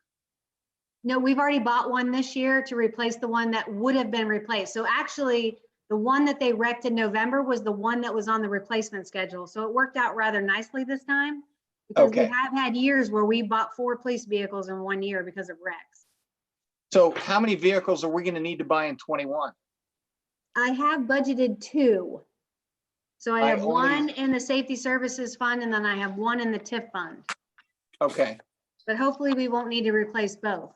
I mean, I just put them in there as placeholders and then hopefully, based on the mileage and hopefully nobody wrecks anything, then we can hold out for another year. But the thing is you don't want to keep holding out because then you don't want all your vehicles to have to be replaced at one time either. So right. then you're selling out a ton of money when you don't really need to. If you just keep it on a 6-year schedule, you're keeping it even, like that number. You may want to go back to Hamilton County Sheriff's Department and get the specs on what a new vehicle, because I don't think you can get even close to getting one for 40K. Well, I just bought one for 40K. All tricked out, ready to go? Yeah, Cameras and everything? yeah. Yeah, I don't know. But now it was a 2019, so the price probably will go up next year.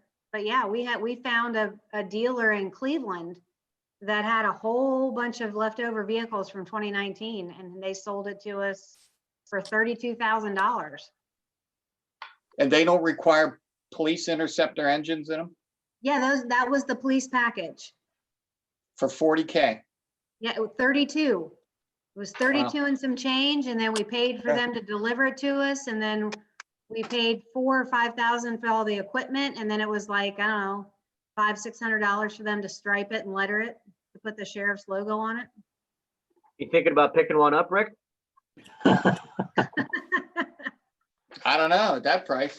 And Just what Kim, we I just needed. hope you're keeping, I mean, I know I keep bringing this up, but once again, is that something that we can ask for the county for at this point with this year? Yeah, I'd put that on the list. Yeah, Two I'll put police it on the cars. list. Okay. I mean, I brought like 3 or 4 things in this meeting. I'm just saying, I think it would be very helpful to ask for as much Yeah. as we can, because you have to try to get it while it's available. Right. Should we get a new fire truck for the chief too? Throw that on the list? Or an EMS vehicle? If you look, you can Google what the county tends to spend that money on. There's Yeah. 18 million budgeted to put homeless people in hotels. 18 million? Yeah. So you can see there's, Wow.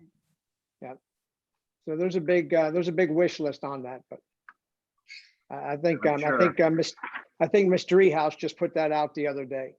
All right, Hey, ready to Mike, move on to roads here? I was gonna say, just to give everybody a heads up, I have to go somewhere at 8 o'clock, so. Okay, can I interrupt for a second? I don't think you're allowed to leave, Michael, are you? I'll Mike, leave if I have to. Mike, I want to read something to you that Tom Wiedemann put out about this phone call tomorrow.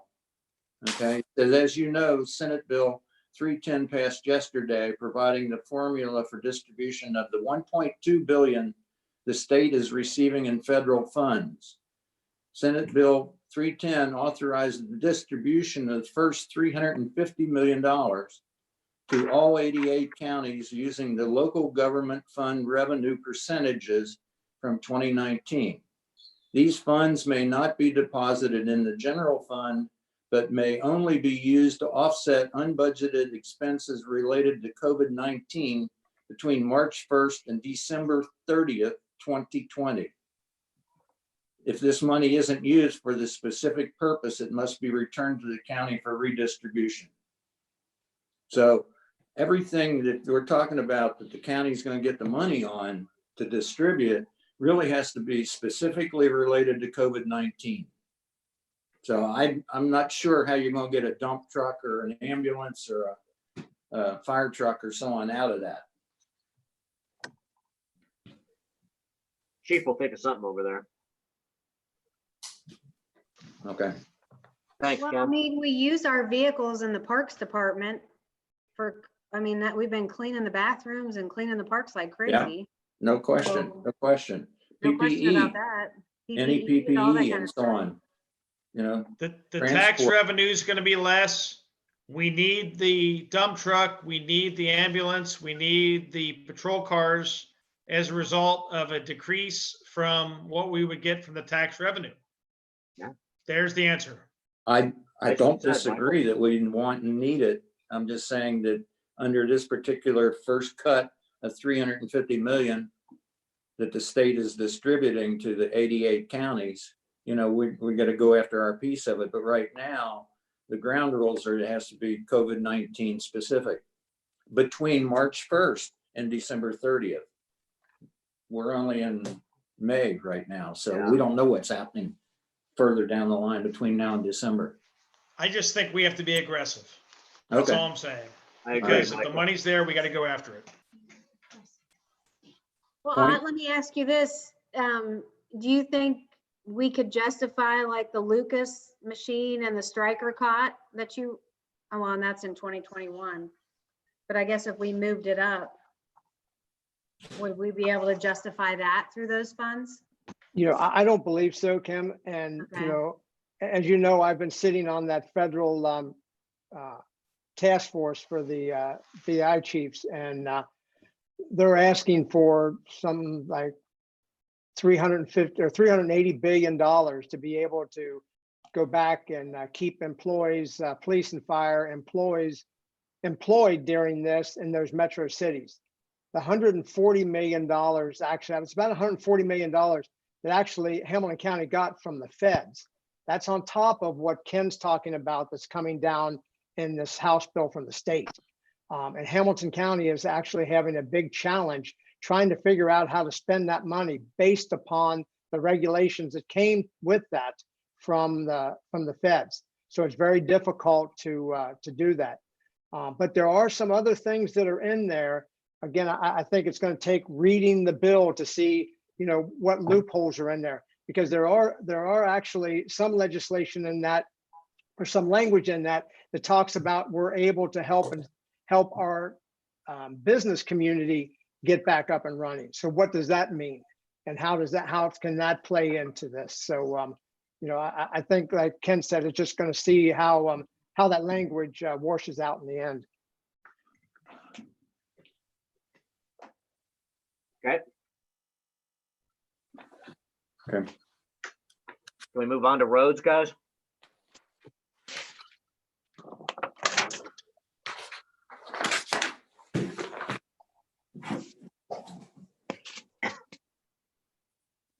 I see we have no sidewalks planned for 2020, 2021, I guess. Is that right?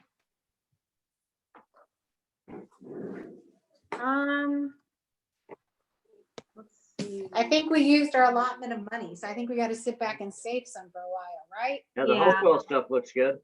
Oh, for sidewalks, yeah.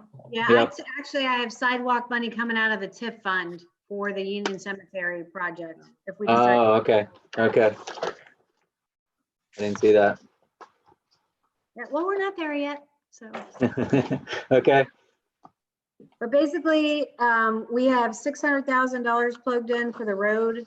What we're hoping to do next year is we have Kemper Woods, Calumet Farms, and then we're hoping to do Kemper Road from Montgomery, from Montgomery Road to Snyder Road. It's really bad in that section, so we're hoping to continue to keep pushing the county to get money for, you know, these small sections of roadway that keep falling apart on us, and keep them moving forward. So in total, that'll be about $600,000, and we anticipate that the county's portion would be about $150. So our portion would be like $450. So I showed that as income coming in as well, and then expenditures going out. Basically, it's just paving. I mean, we have small money in there for property tax collection fees, travel and meeting expenses, professional training, the electricity, water, other contracted services, which you can see off to the side, which is the ACE exterminating, Rumpke, Fire Elite, and OOPS. And then our property insurance premiums, we have some more money in there for operating supplies, which, you know, gets them through like all the repairs that they would have to make on the road. We have to do quite a bit of concrete repair before we can pave. So what you'll see is, like this year, if you go into Montgomery Point, you go into Terwilligers, you'll see that the guys have made a fair amount of concrete repairs to the catch basins so that we can make sure all the catch basins are, you know, up to snuff and work and good repair before we pave over top of it. So. Right. And then I have the other part of the mini excavator coming out of machinery and equipment.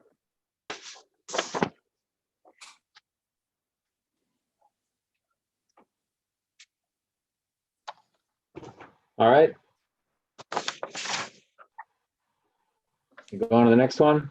Yeah, Road there's just levy that two. big, there's just that big variance in this thing that I think is kind of interesting, the 263 at the bottom, you guys. That was from last year, or from this year, I'm sorry, for 2020. Yeah, my only point being we balanced it. I'm sorry, excuse me, that it's been pretty much balanced for 21, and I like that, is all I'm saying. We took a hit last year and here we are bouncing back. That's all. Just pointing it out. Well, a lot of it too, Larry, was the fact that we did sidewalks this year. We did the Enyart Road sidewalks and we did Hopewell, and we had saved up money to be able to do those sidewalk projects. Nah, it makes a big difference. I like it. Okay. Yep. Onward. Okay. Yep, and the road levy, this is the second road levy that we get, and this is the 0.4 mils. So we bring that in, and that's for 7 years. So this strictly pays for salaries and benefits for the 4 road department employees. So I take half out of the road and bridge fund, and the other half comes out of this fund. Kim, the cash balance at the bottom right, it's Is that a typo? It's not the same for both That years. shouldn't be the same. So if we're in a $4,800 deficit so 155, so that should probably be like 150. And then if we're gonna be 17,000 less, then we're gonna be what, 130, 133? Okay. I'll fix all those. Yeah, and just add the carryover percents on all those. too. Yep, That'd be okay. great. So add Okay. percentage. All Right. right.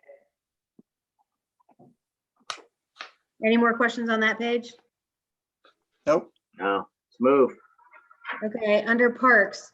This is one of the ones I will tell you right now that this will be a work in progress for me because I have all the information I need to submit to get our reimbursement from ODNR. I am waiting on one question to be answered because we originally had submitted a capital grant to build all those improvements at Home of the Brave, which included a concession stand. And we never did build the concession stand. So I'm hoping ODNR lets me submit the grant anyway, even though we didn't build the concession stand, or if we have to make some kind of modification, or if we have to just put up something temporary just so we can get our reimbursement. So this is the one where I had a really hard time separating out all the money because I just don't know all what gets paid out of the park fund yet. You can see I have three salaries coming out of the park fund. So it's Dave, Marcus, and Brent. So I know it's way right now. I think we have 62,000 coming out of that. We had budgeted 206. I'm down to 181 in 2021. And then obviously for the employee benefits, we're at 109, which there again, we've never done that before. We've usually just taken it out of the general fund for employee benefits. And then under purchase services, we're at 220. I know before we were 145, but like I said, this one is a hard one for me to pin down because we just do so many different things in the park every year between maintenance and new stuff that we buy. And so I gotta try to work on this for the rest of the year to try to good handle on what we spend. But this is the one I got it down to, I think it's like 56,000 that we're over. That includes $100,000 to improvements to sites. Like if we hopefully we'll be able to replace the playground equipment at Seven Gables this year. We were trying to do it this year, but ODNR closed all their grant programs and they're not going to do a round this year. So we're going to have to wait until next May to apply to see if we can get a grant to pay for that playground structure. And then we would pay 25% and the grant would pay 75%. So I'm hoping that works out.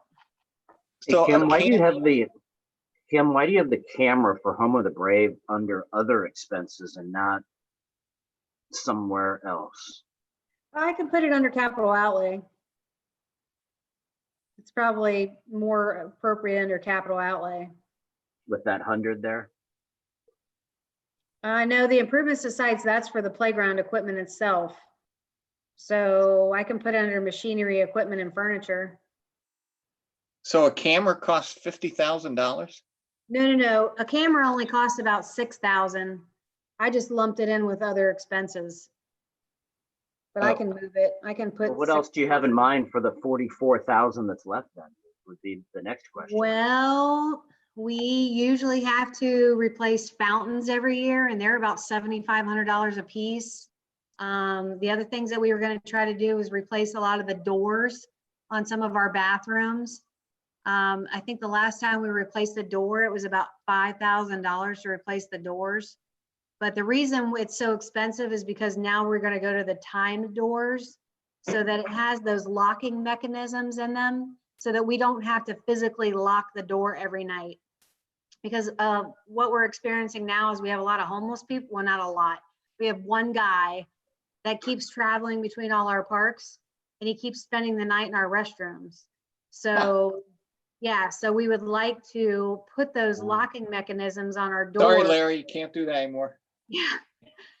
So we'd like to put the locking mechanisms on the doors so that they lock at a certain point. Maybe they lock at like 9:30. And then if you're inside it, you can still get outside, but you can't get in. The Oh, only that's cool. problem with that is if he's, He'll have to adjust his schedule.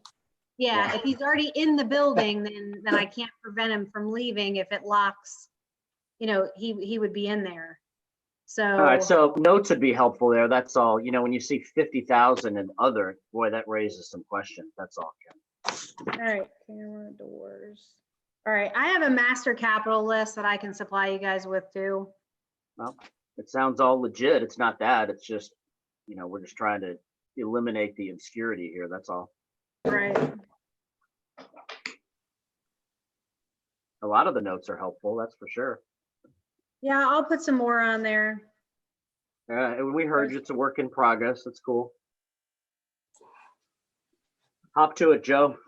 Yeah. Slowly crawling. All right, are we good? Yep. Michael, we made it pretty far, man. You got to bug out. It's 8 o'clock. I'm Michael. impressed.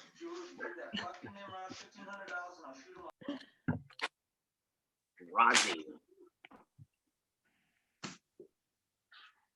All right, on the ROSI fund, 2175. That is our park levy that we put in, that 30-year bond to pay back the ROSI bond. So you can see the money coming in, and then we have a tax collection fee.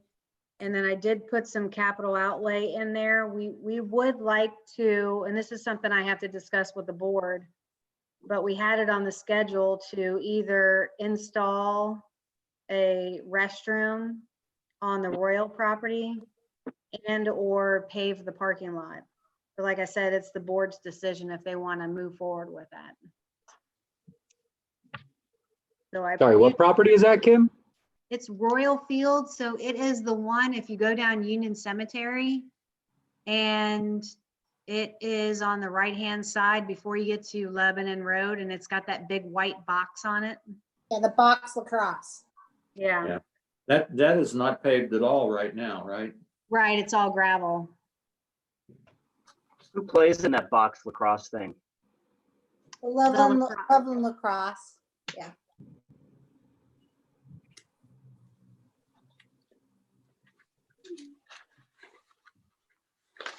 And then we have our principal. Now this year, our principal bond payment goes up drastically. Like last year, I think we only paid, 240, right? oh no, it was 240. Never mind. I got my funds mixed up. Okay, never mind. So this year we're paying 255 and the principal, and we're paying 219,975 in interest. Okay. So the interest is coming down and the principal is going up. Right. Okay. Yeah. When does So the that 30-year fund's thing evened out. expire? What's that? When does the 30-year thing expire? We approved it in 2007, so it'll expire in 2037. I can do that math. I gotcha. Could we ever refinance that? Yes, we refinanced it in 2016. Well, rates are lower now than they were in 2016. I think there's a limit as to how frequent you can do that. Yeah, good point, Rick. Might be Think worth. What is the all- limit? I think we have to wait like 6 years or something like that before we can do it again. Okay. I know this last time we redid it in 2016, we couldn't exactly pay off the bond because we were paying it off too early. So we have to wait until 2021. So right now, all the money that we pay for the bond payment goes into an escrow fund, and that escrow fund is being held. And then in 2021, that bond, our first bond will be paid off and then refinanced at that time. But we are paying a lesser interest rate. Who I makes- think Who I makes think the when we rules on the refinance- refinancing? when we refinanced that, I think we saved $1 million. Right, but who makes the rules on the timing to refinance? I think it's the state government, doesn't it? Not US Bank. No, it's, No, I thought it's the state government that stipulates all those rules and regulations. I remember reading somewhere where we couldn't do it again for another 6 years or something like that. Well, I'd sure like to see that in writing. Yeah, it's something to double check, guys, that's all. Okay.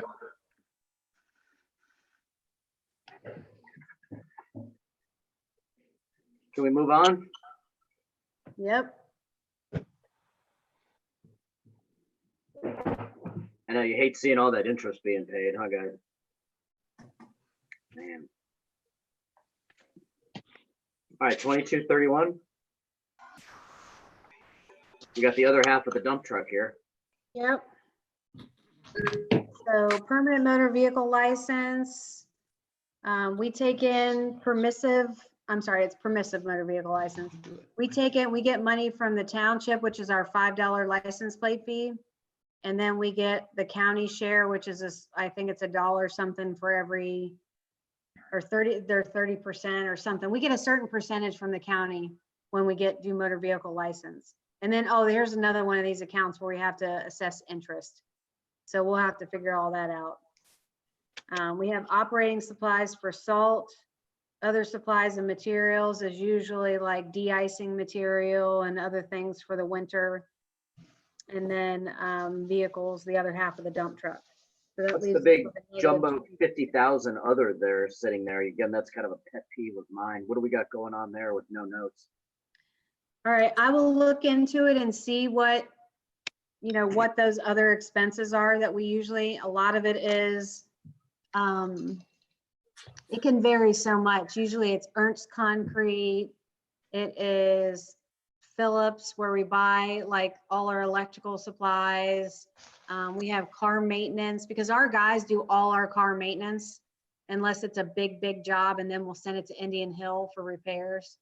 But they usually take care of most of that. So we have dump fees from Remington Landfill. But I can get you a big list. We'll just have to play in OTAS and figure out how to print all that stuff so that you guys can see it. Yeah, I think if I was a trustee, I just want to make sure we have some notes on what the heck that is and can they be put into other categories so that's not such a high number, in my opinion.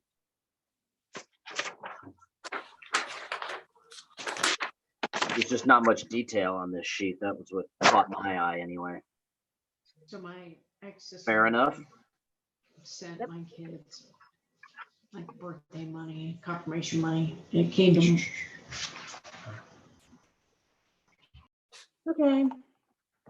Under Fire and Rescue Fund, this is a fund that Ott and I had talked about this, but we got about $36,000 in that account. We never spend it. I don't know if it's one of those funds, like when we go to switch it over to the UAN, if we can just roll it into like our safety services fund or one of those funds. We'll have to ask the state if we're allowed to do that or not, because it doesn't make any sense to keep it separate. Basically what it was for is charges for fire services. So like anytime there was an auto accident and the people are non-residents, we usually bill the insurance company for our time and materials for being on the scene. Sometimes they pay, most of the time they don't pay. So we don't really get a whole lot of money in that account, but we do have a balance in it, so we never spend it. We could almost buy a police car for that. Yeah, no kidding. Yeah. What else? What does the future of this thing even look like? I don't know. We don't get very much money in it, right, Ott? I mean, we haven't. Right. 690? Yeah. Yeah, no, it would, if the trustees decided to do away with that, and it's permissible by the auditor's office, it had to be either rolled back into a fire and EMS account or rolled back into the general fund.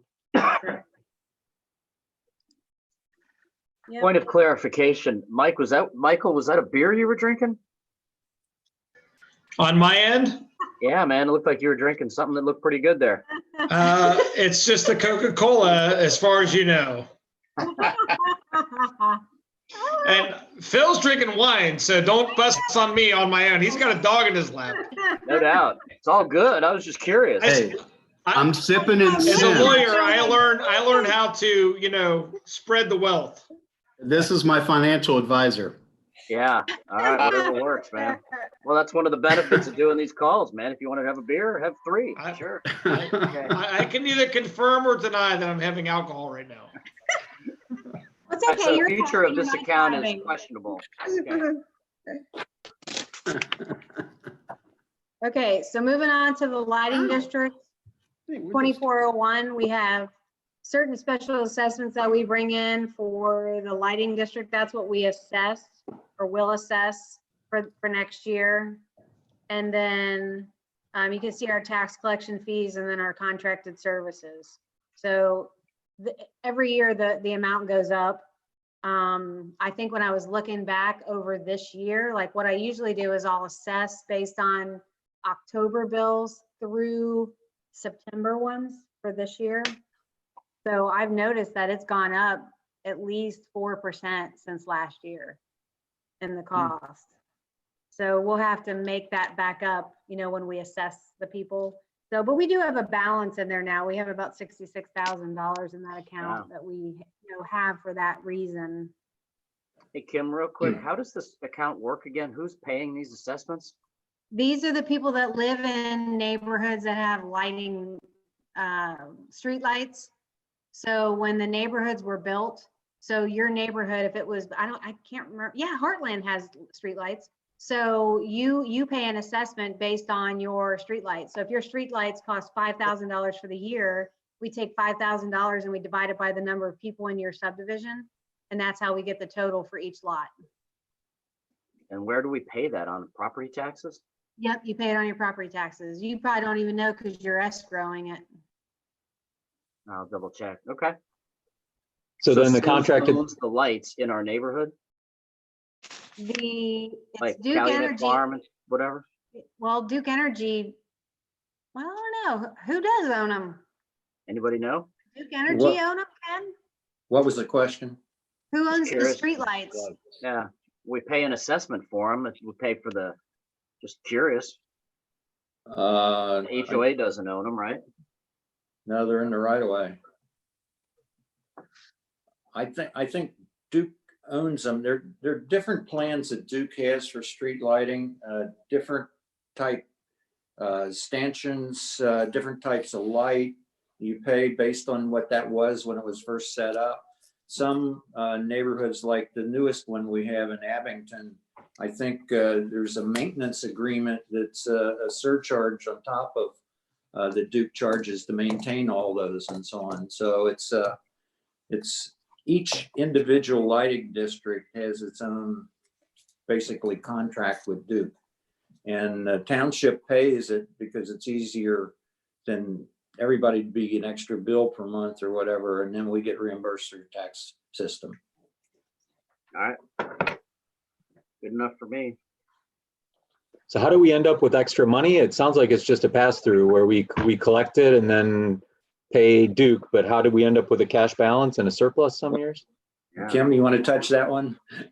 I know we had the whole money- thing that happened with paying bills late and all that stuff. Yes. Yep, I think Yes, that's what That's what happened. happened is we in 2017, when we discovered that we had we owed a lot of money to Duke Energy. And then that next year we assessed and we did it over a 2-year period to make up for all the payment. Because we ended up having to pay all that out of the general fund just to pay it. Ah, okay, We okay. probably should have never done that. We should have advanced the money to the lighting district fund and then had the lighting district fund pay, get it, pay it, and then advance the money back, but we didn't do it that way. Anyway, so that's why we have a surplus. Okay. So we'll just have Because that we cash can't- balance sitting there Yeah, 'cause forever. we can't pay the general fund back because we did it wrong. Okay.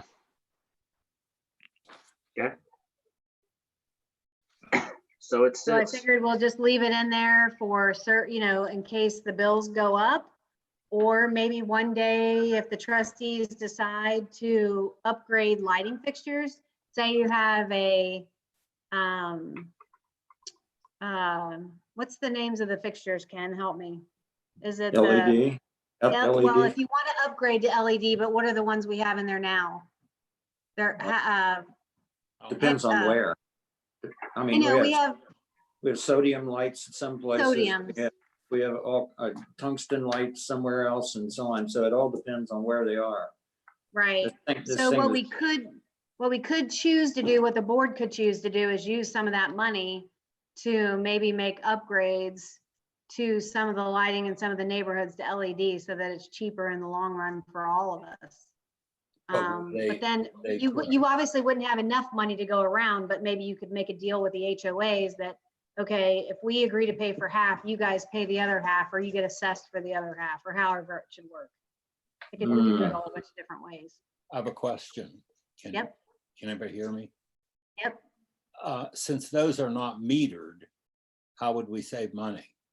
Because they base it on, I think they base it on what they think it's gonna be.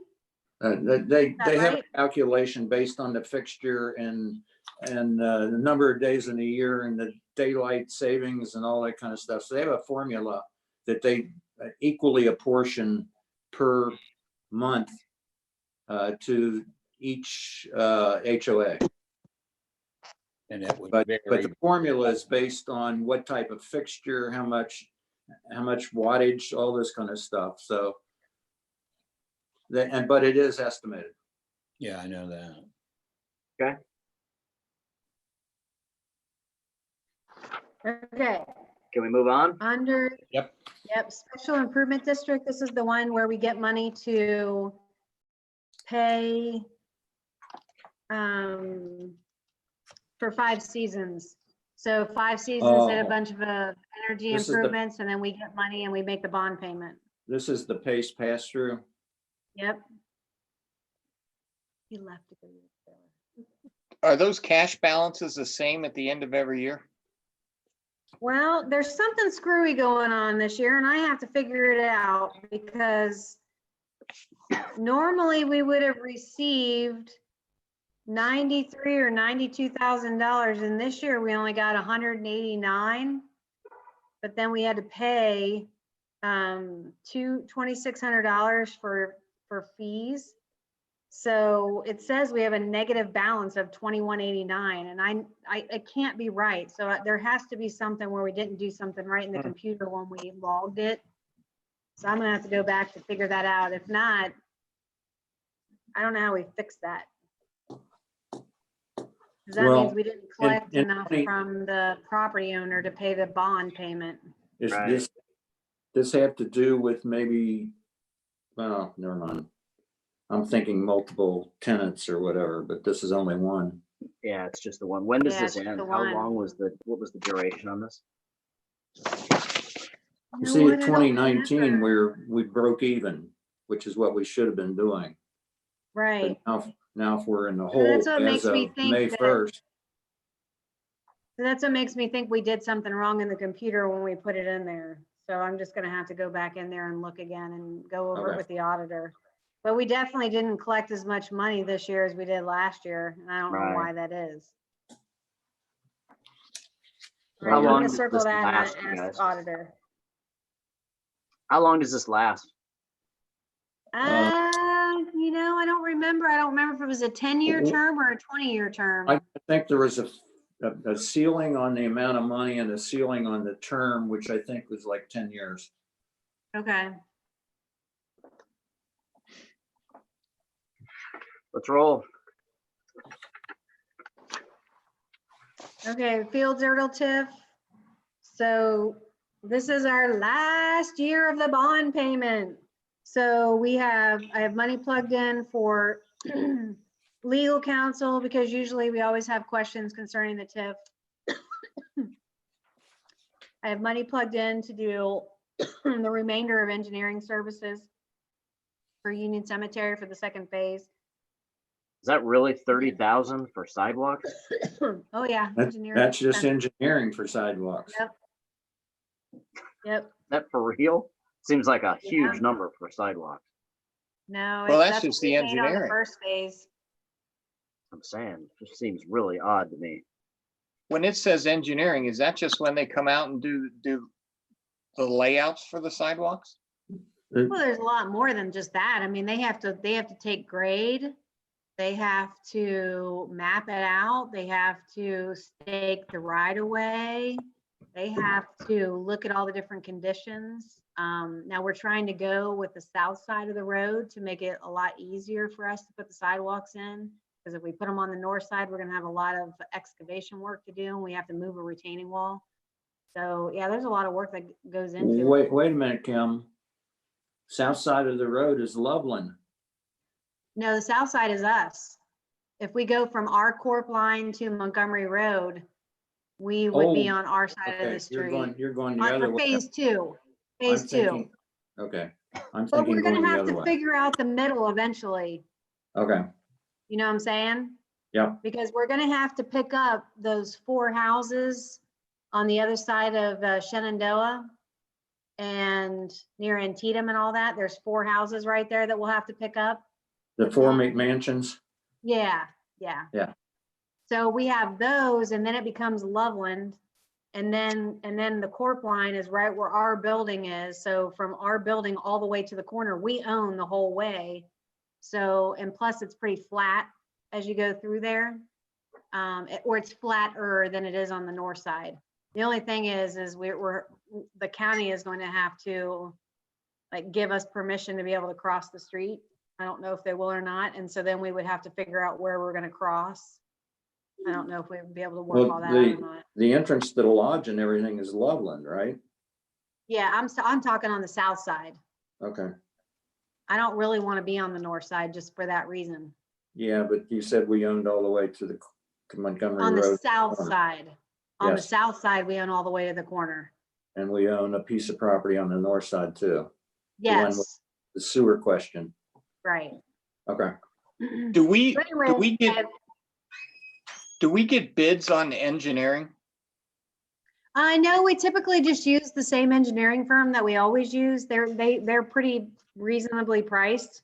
I mean, How do we know originally- that? I've asked that question multiple times, Rick, and the answer keeps coming back that nobody can do it as cheap as Choice One. Yeah, I mean, trust me, I've worked with a lot of engineering firms. They're pretty reasonably priced. So you just get to, I mean, before we used to use Jacobs, Okay. so. Is So this I've a got my, second, Kim, is this a second police vehicle or, yes, just in case we would need it. and we Because we can have buy 2 that this through, year on the schedule. yeah, we can buy that through the TIF?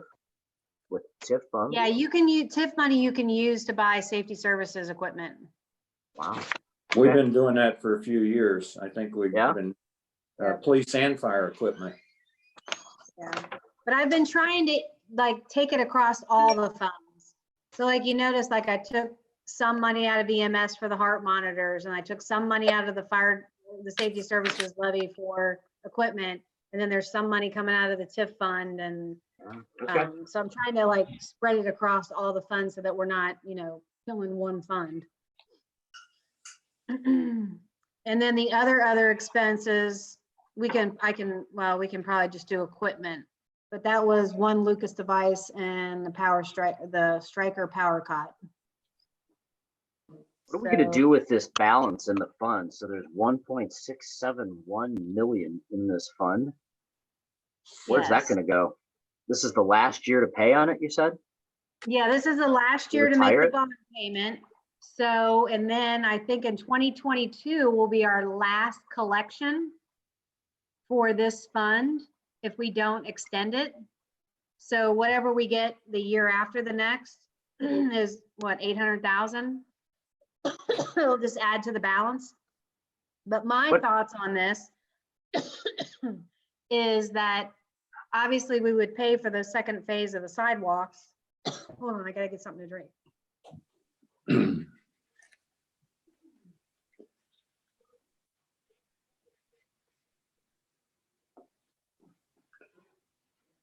How much is the construction, you guys, for the second phase of the sidewalks, do you suppose? If the engineering's 30,000, what's the construction cost? I put in 250. I think the the engineer for us estimated about 200. Okay. But I always like to add a little more for contingency, and you just never know with change orders and the like. Is there talk of extending the TIF? Well, the thing is with that is we would have to have a population of 15,000 people to extend it. And we won't know the census count until probably the end of this year or early next year. Yeah, we've talked about this. Hopefully, I remember people- now. Yeah, hopefully if people are filling out their census information. Yeah, but we won't get as much to keep if we extend it because we have to make the schools whole. Yeah, Right. I understand. That's where I was going with that. Yeah, so we would only get to keep 28% of it instead of keeping 100%. And then what happens to the 1 or 2 million that's left in the fund? Well, we can continue to use it for capital, or we can put it in the general fund. So you can move it into the general fund? Okay. Yep, when you close your fund out. Well, here's can. my thoughts, and I have not discussed this with the board, so this is just me thinking out loud. If, right now, if we have a cash balance of 1.6, and then we're gonna add to this 92.5, so we're gonna have 1.7. And then if we have next year on top of that, another 800 and something thousand, you know,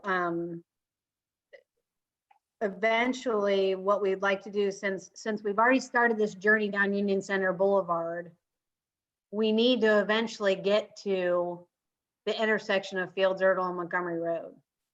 Now, how we get there, we could go either way. We could go up Union Cemetery to Fields Erdel and over, or we could just go right up Montgomery Road. Now, we already have sidewalks on the one side, so we would either have to make a decision to put them on the other side, or we could just go up Union Cemetery to Fields Erdel where we don't have sidewalks now and make that connection in that way.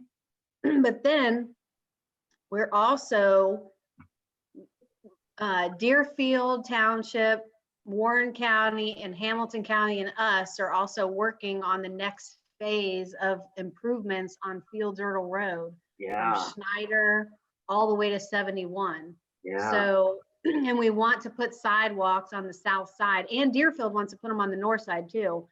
So we would want to put sidewalks on the south side. Well, neither county will pay for the sidewalks. So we would have to pay for the sidewalks. So this would also give us the funding mechanism that we need to pay for those sidewalks on Fields Erdel. Why can't we go to OKI and get a grant like we did for Montgomery Road? We could, but we're still gonna have a match. But that was a 10% match.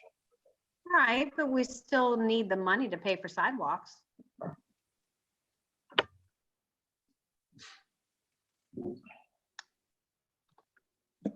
Plus, we can always use some of the TIF money to pay for buildings, like a maintenance building. We could use part of it to pay for that.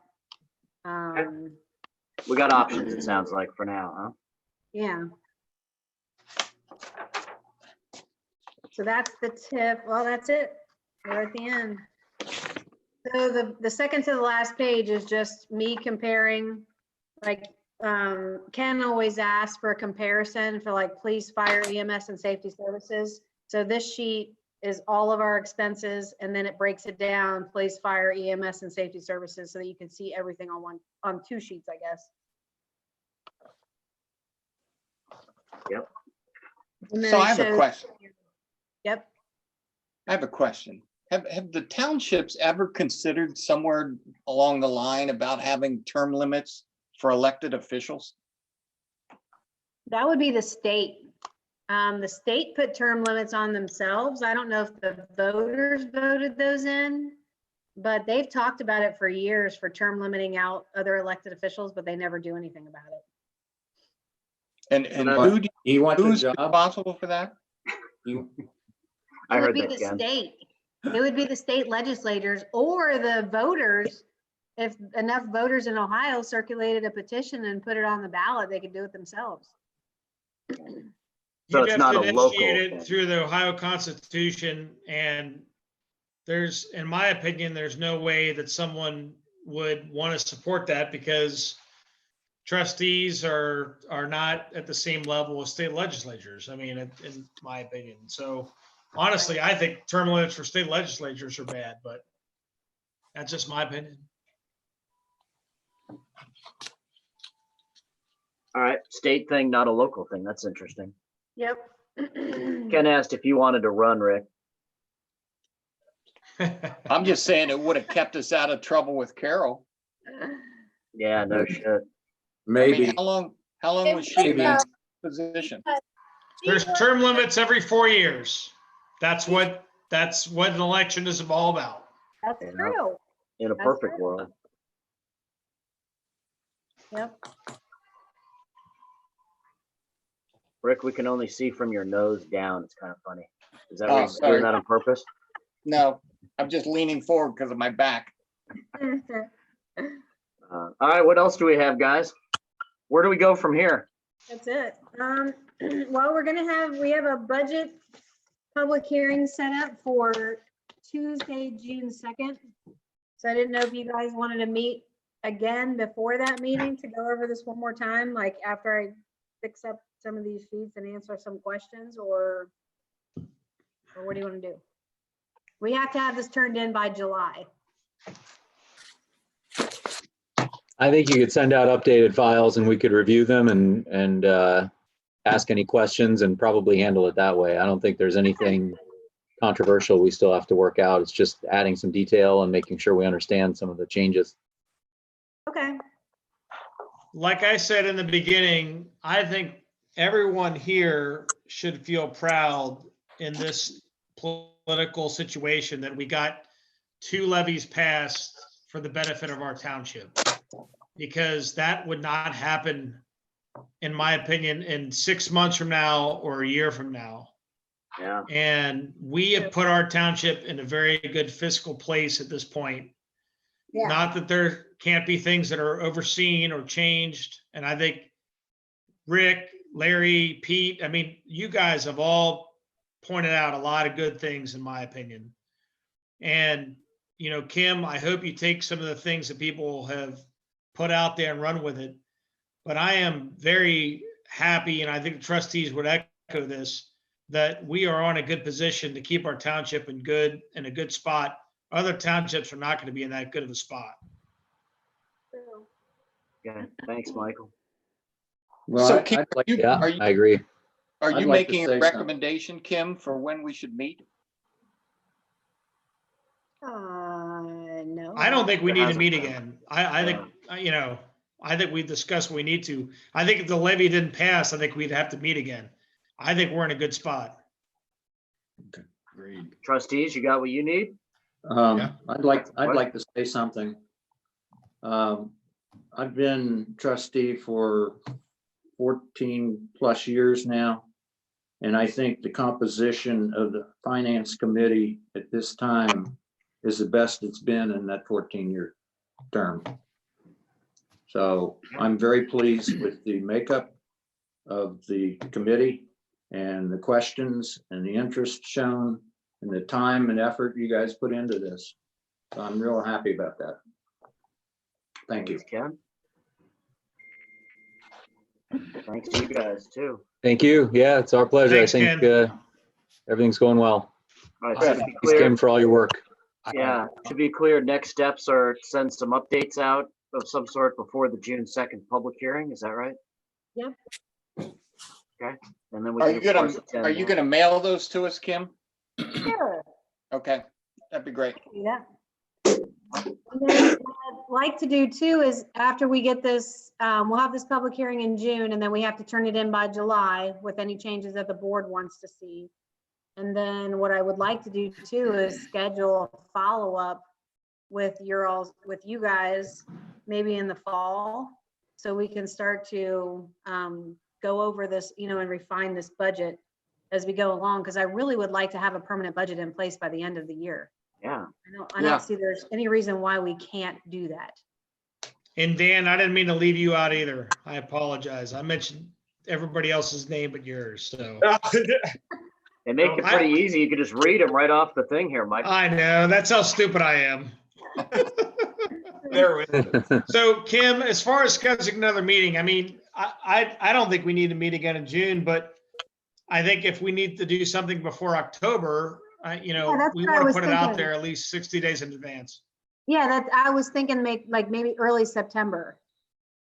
So that we can start to talk about this and refine it down and get us to a permanent budget by December. Because that's my goal, is so that we're not having to do a temporary and then we gotta mess around with a permanent budget in March, and then I would just rather get this done and put to bed by the end of December. Well, and hopefully Joe has a better handle as far as getting the better systems up and the training that he needs to do. And he's in a situation, he just gets elected, he's not able to do what he's supposed to do.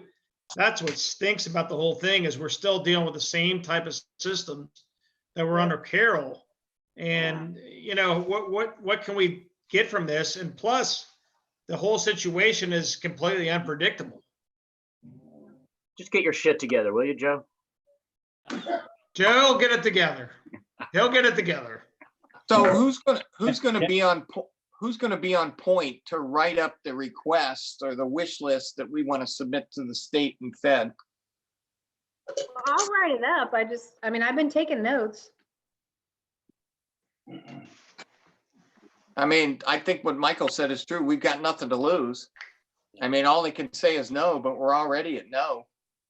Yeah. I think and my theme with that, when you talked about the county, was every other township is going to go after the same thing. This is not any different than as a small business owner going after the PPP money. You got to put it in, you got to go after it ASAP. Listen, we're all taxpayers. We can all debate whether that money should be given out, but it's out there. We got to go after it. And let's make sure, I think Chief, you mentioned that too. Let's make sure it's legit, and then it seems logical to go after it, right? Yep. Okay. Hey, how does a Definitely. public hearing, what's that going to look like? Do we have plans for that? Is it a giant Zoom thing, or is it going to be in person or out in a field somewhere, or what are we doing for that on June 2nd? Well, we'll probably do it the same way we've been doing it, where it's just us at the tables, and then we've been live broadcasting it over ICRC through YouTube. So we give people the opportunity to watch it. One thing we haven't done is we've not turned the comments on yet. So we've not allowed the public to make any comments or take any comments, or we don't answer comments. But in this particular instance, we'll have to figure out, since it is a public hearing, we will have to figure out how we're going to do that, whether we open up a live chat or we just say, the budget will be available. We're going to put it on our website. Yeah. If anybody has any questions, email us the questions beforehand so that we can read the question, and then we can try to answer it at the meeting. Yeah, So we that's could what do I it was that thinking, way. Kim. Okay. That would certainly be one good way to do it. Okay. Yeah, we can do that. All right. So anything unanswered, we address it then. Okay. All right. It's attack. Thanks, y'all. I move we adjourn. Okay. All right. Thanks. Until next time, folks. Thanks. Thank Bye-bye. you, Thanks, Finance everyone. Committee. Stay safe. Have a good night. Good night. Bye. Good night. Night.